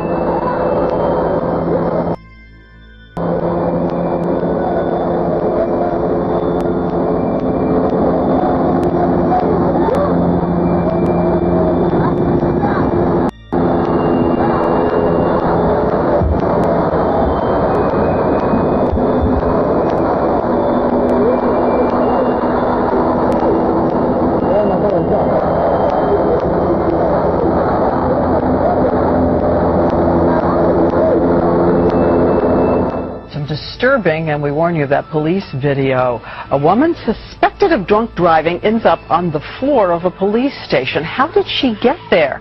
The incident was caught on tape, but David Murray's back here now because it seems that a key portion of the tape is missing. David? Yeah, it's a classic case of he said, she said, Diane, but as you mentioned, it all comes down to what's on the tape, or more importantly, what's not there. And we want to warn you this morning that the video is really quite tough to watch.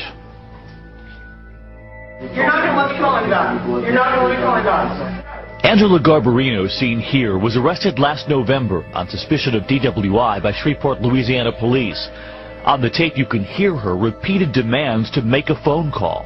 I have a right to call somebody right now, and I know that. Is this on the record? It's good. Wiley Willis, the arresting officer, has been trying to read her rights, but he runs out of patience, and things turn ugly. What happens after that is a mystery. You understand me? Yeah, I understand. Because as you can see, the officer turns off the camera. When the recording resumes, Garbarino is lying in a pool of her own blood. Another officer takes a look before she's taken away on a stretcher. Garbarino suffered 2 black eyes and cuts to her face, along with 2 broken teeth and bruises.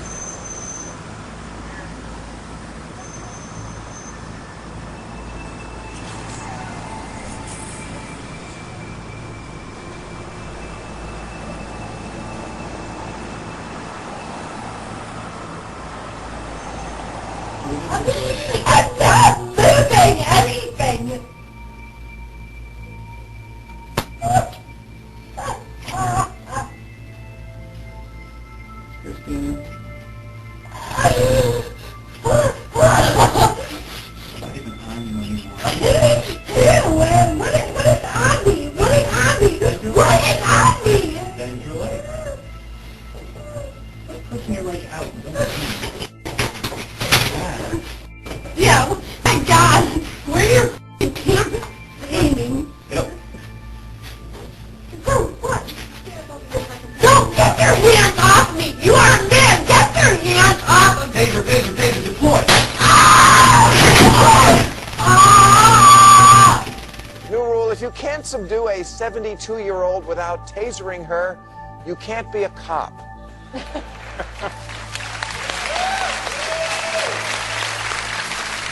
A Texas policeman was ticketing a senior citizen for speeding when she used, quote, language I wouldn't expect a woman to use. So he tasered her.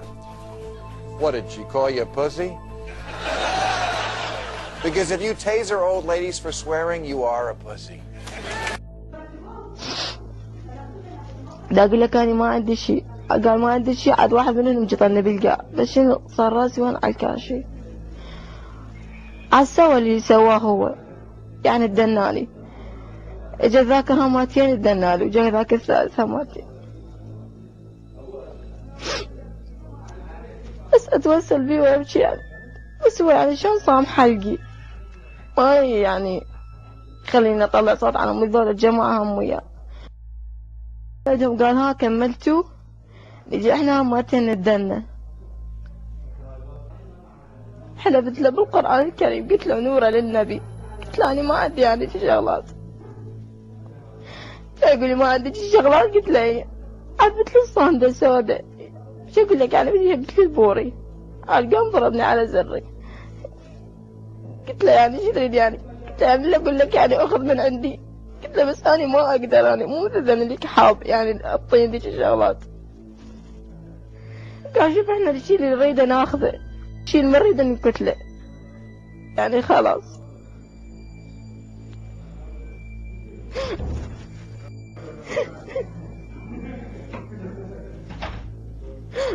أنا ما أقدر، الله يخليك أكمل.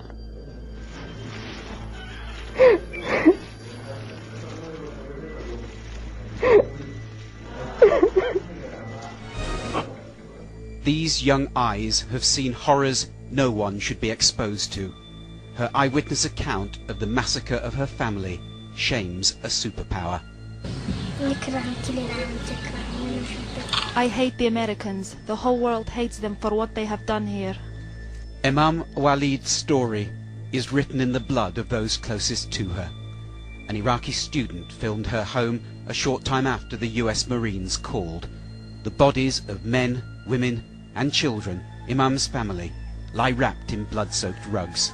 After initial denials, the Americans now admit their men shot. Shocking crimes alleged to have been carried out by American soldiers in Iraq. Based on evidence given at the hearing, one afternoon in March, 4 soldiers walked through the trees and approached this house.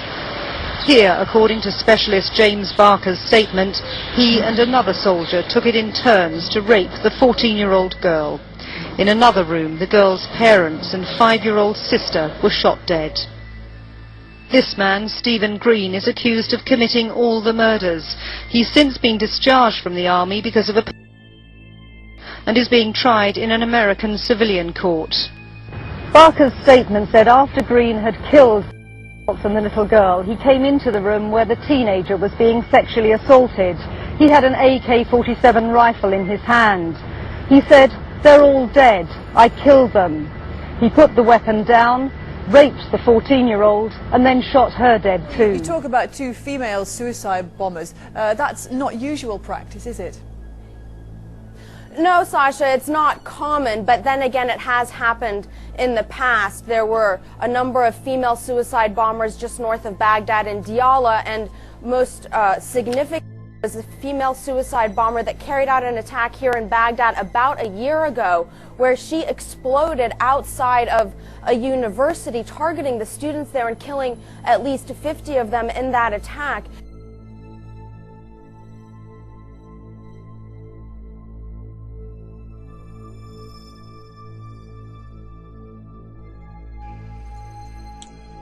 Money is not the root of all evil. Humans create money. Humans are produced from the soils, and therefore they are the roots that bring all evils into existence.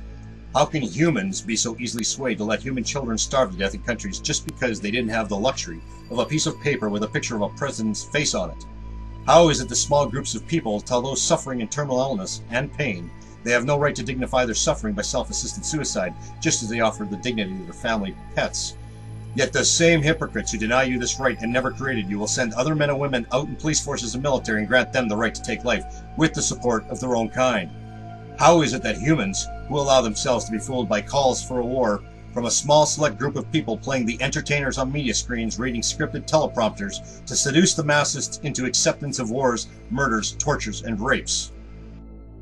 That's tomorrow, and that is it for us today. Okay, I don't know. Whatever it is, it's not right on the teleprompter. I don't know what that is. I've never seen that. No, there it is. We are going to do Sting, yeah. Okay, but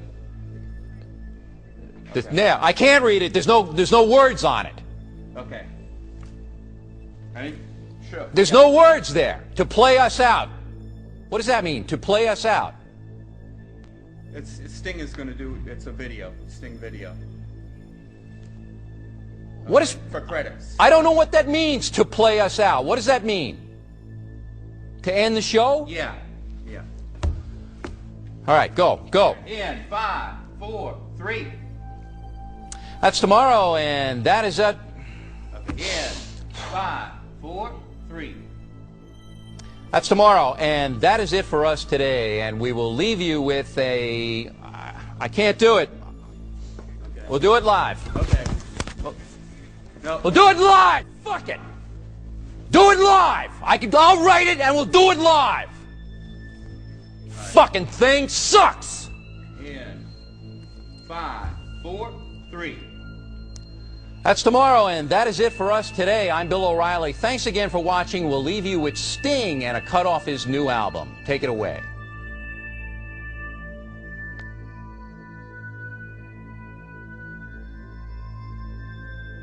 Happening now, John McCain rose to remove Mahmoud Ahmadinejad Olympics. You're in the Situation Room.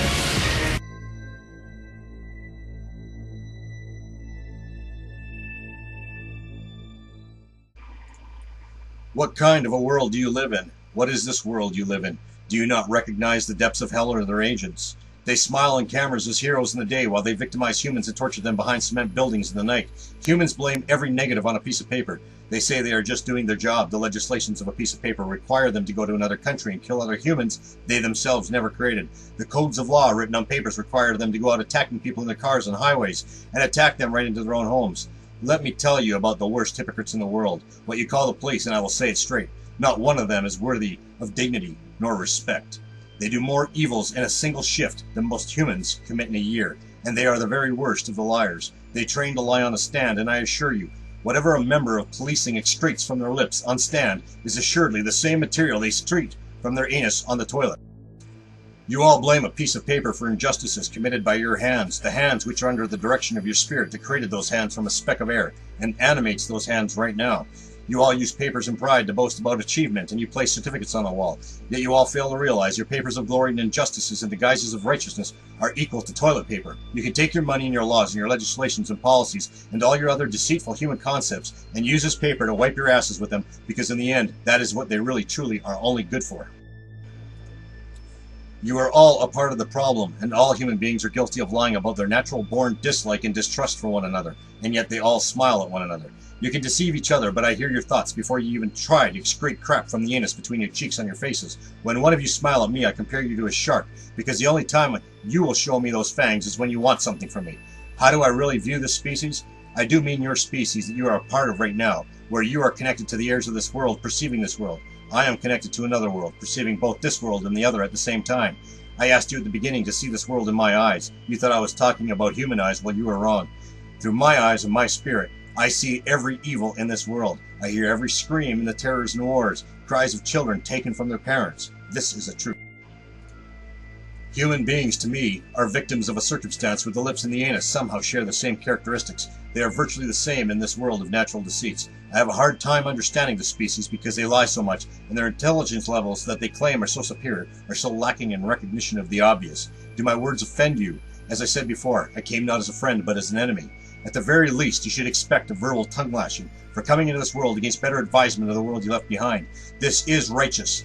Truth is a virus that spreads against the disease of lies. It is a bitter pill to swallow with incredible results. Keep in mind, humans tell you how hard it is to reach enlightenment.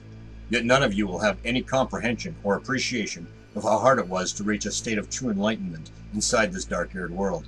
To come into this world and explain away every deceit in this world, both large and small, puts the body through incredible pain. To put all the pieces of the overall puzzle together to show a species born into darkness, where some of them came from, and overcome decades of deceits in a few hours puts the body into incredible pain.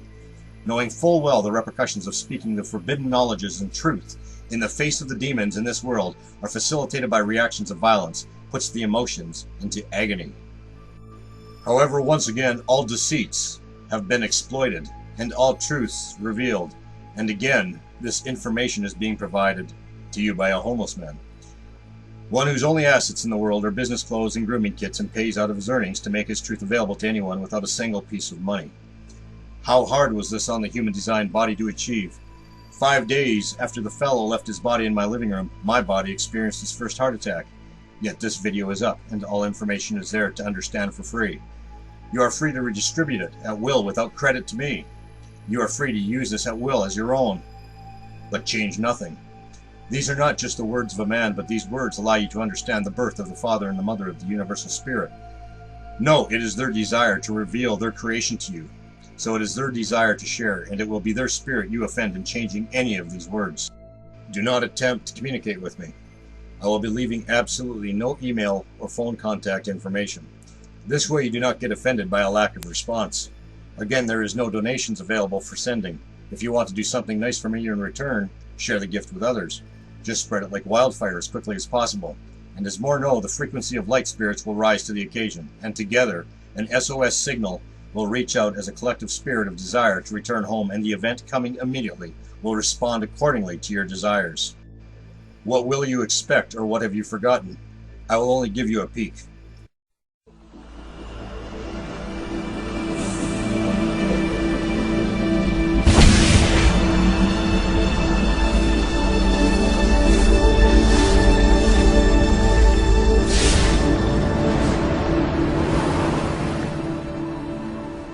Welcome to Flatland, a world of only 2 dimensions. Only forwards and backwards, left and right. In this world, there is no up and no down. I said to Ray, "Where's Dottie?" He said, "Well, she's out in line." What the bleep is that thing? In this world, the 2-dimensional beings that live here have no concept of 3-dimensional objects. These 2-dimensional Flatlanders have no understanding of cubes, spheres, tetrahedrons, or yours truly. From their 2D perspective, my 3D finger looks something like this. What the bladder does that?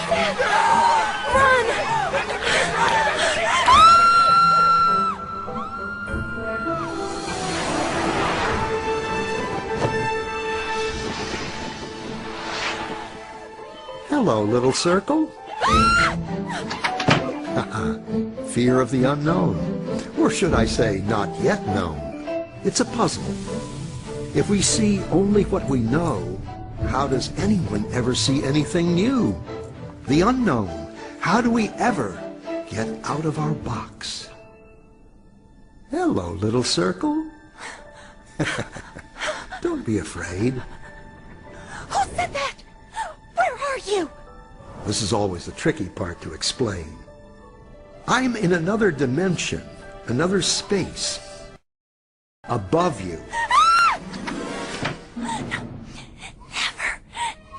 use that word. What word?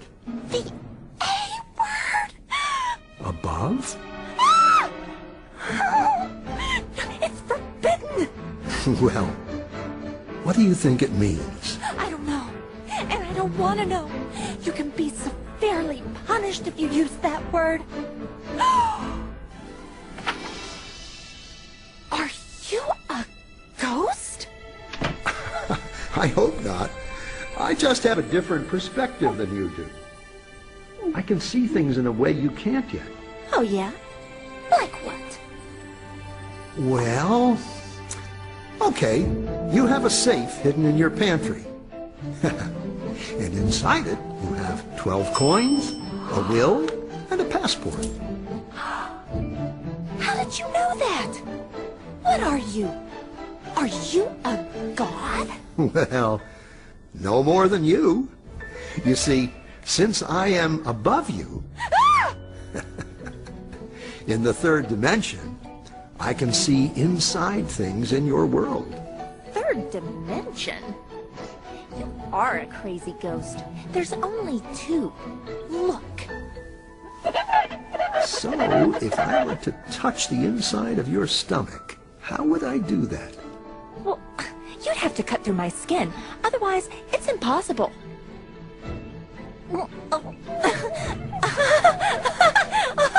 Stop! Stop! Ready for more? More what? Dimensions. Oh. Directions. No. Yes, but there aren't any. More? What will happen to me? What will I become? You'd have to become it to know. Okay. Excellent.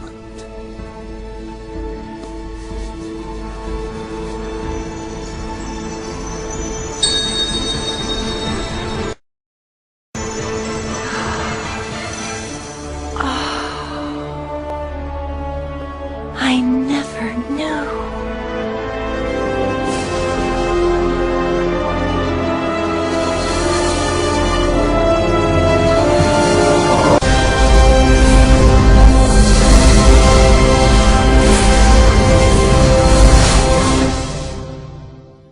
Isn't it funny? That which we are most afraid of is what thrills us the most. However, as I mentioned, whatever you imagine will become instantly. Whomever you desire will be there with you in an instant, and you will see each other exactly however you desire to perceive one another. And you will be able to experience others' creations instantly within the womb of the sun. If you can imagine a beautiful tree where the leaves unfold and beautiful gemstones come out of the leaf and turn into vibrant multicolored birds, it will be so instantly. And the hard part for you to understand is the dual connection of light allows your spirit to experience many creations and many spirits at once. Just as a satellite in this world can broadcast images to multiple televisions all at once, so will you be able to receive the many stations available inside the world of light all at once.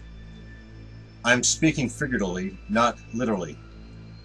This species has a major problem with making fairy tales out of reality and promoting figurative speech literally, while explaining what is spoken literally as a matter of figurative speech.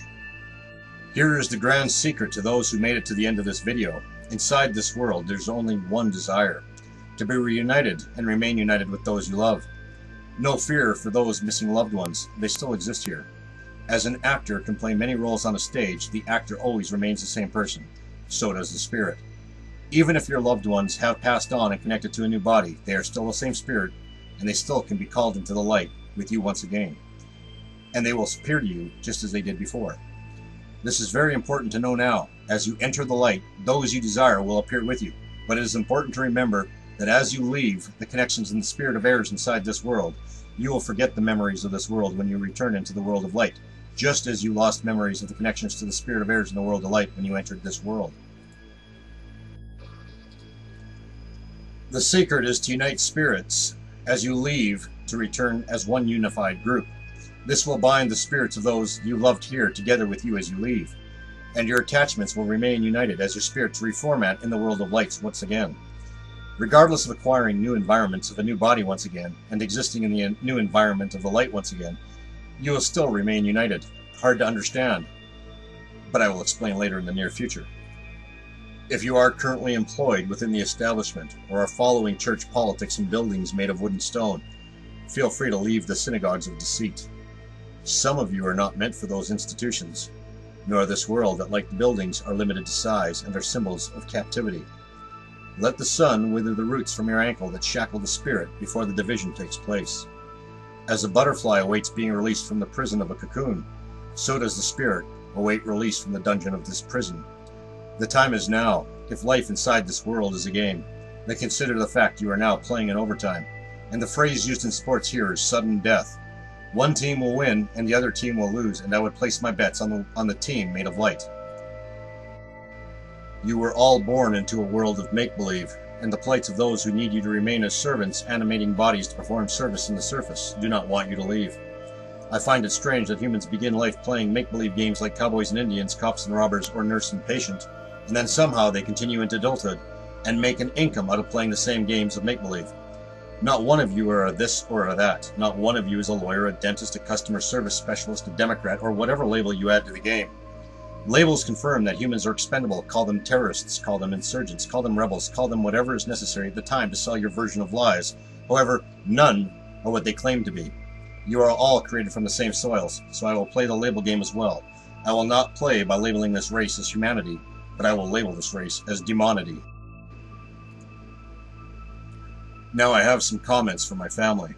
Did you think for 1 second that I would allow myself to become attached to you and let it end with human concepts of death and false hopes? You were wrong. Those I became attached to in this world will be reunited with those they miss. I will not permit any other option, I assure you now. I am not concerned about giving you a mansion or a Rolls Royce to enjoy in this fool's paradise of a world. I will give you this and more shortly. If I was a friend or more to you, for more than just a second, I am forever. I will confirm now, I will not allow attachment to be severed with any of you. You may have thought I am gone these last years, but know now I will not be leaving without you. And although I have existed with you in a mortal body, my spirit, just like yours, is eternal. And I will take who I choose to take with me. This you will have absolutely no power over. Even if I have to thrust my fist into the face of Satan once again, I will. And this is meant figuratively, because I obviously do not plan to punch some guy with a pitchfork in the forehead. The thrust of the fist is the desire of the spirit, and the face of Satan is synonymous with hell, and it is this world.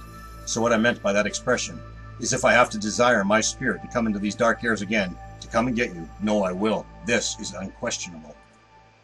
As I already said, no miracle in this world is accepted. I have hung upside down in midair in front of my physical parents. I have read minds of my best friends. I have healed a deaf man in front of his mother. I have even split the sky in a flash flood, but no miracle is accepted. The only miracle you will witness now will come as a flash of lightning. The power of darkness in this world will prevail only here, but their time has come as well. The light will always overcome darkness. I will match the gift of light against all the powers of darkness in or below the surface of this world, any splinter of a second throughout eternity, and know the results beforehand. My spirit may be nothing more than a speck of air, but never forget, the universe was created from a mere speck of air. This is power. And for the record, and for the sake of argument, let's say that the man was actually named Jesus the Christ in the former days past. In this event, I will say with absolute certainty, I am the spirit, the real being, who is connected to the physical body of the man today, called Jesus the Christ. I say spirit because only the spirit can create and animate a body. This I know and could care less to convince others. I am not the lies made up by Christians and other faiths of Judaism. Their Jesus already returned 2 decades ago. The being with outstretched arms saying I love you and you love him is none other than Barney the dinosaur. My name inside this world is irrelevant, but my purpose is contrary to my name. As my dark retinas are symbols of a body that is already dead without the spirit, I know the true color of my retinas are not dark as seen inside this world, but are retinas of light. Your eyes as well will lose darkness and become filled with light sooner than you think. Then you will know life and what living is once again. You can thank the Father and Mother, the universal spirit of heirs, for this gift, the King and Queen of all creation in every atom of heirs inside the universal womb. Now, as expected, in a world that suppresses truth and encourages violence, this video will be attacked by the darker spirits of the world who fear the truth. Download as much as you can now and start sharing as much as you can now on the internet sites of your choice, before they take it away from you. Know the enemy, and those who desire trouble are no trouble for those expecting them to try and cause trouble. Fear nothing of those who attack this video. There will be challengers who do not know how to shut their anus. It is a coincidence that the lips and the anus are centered between a pair of cheeks. I say to those who will come out in mockery, start carrying a roll of toilet paper with you and wipe your lips clean after you speak. Or in nicer terms, do this world a favor, O arrogant and ignorant assholes, and shut your anus. And in this video being completed, the fulfillments of desires from both worlds are complete. I would encourage the Starseeds to fulfill their purpose of coming here. The explosion of human beings inside this world at a time when the race has once again achieved such knowledge is an event by no mere coincidence. Do what you were designed to do. Spread the gift of light to the ones you came to return home with you. The time is ripe. The harvest will begin immediately. Blast the trumpets and get this message out to as many as you can, as quickly as you can. The precise second of division is now close at hand. And as an inspiration for those who need hope, I end this video with 2 verses that confirm, yes, even the worst Pharisee can change and enter the light. In the New Testament, in the book of Ephesians, chapter 6, verse 12, is Paul writing this.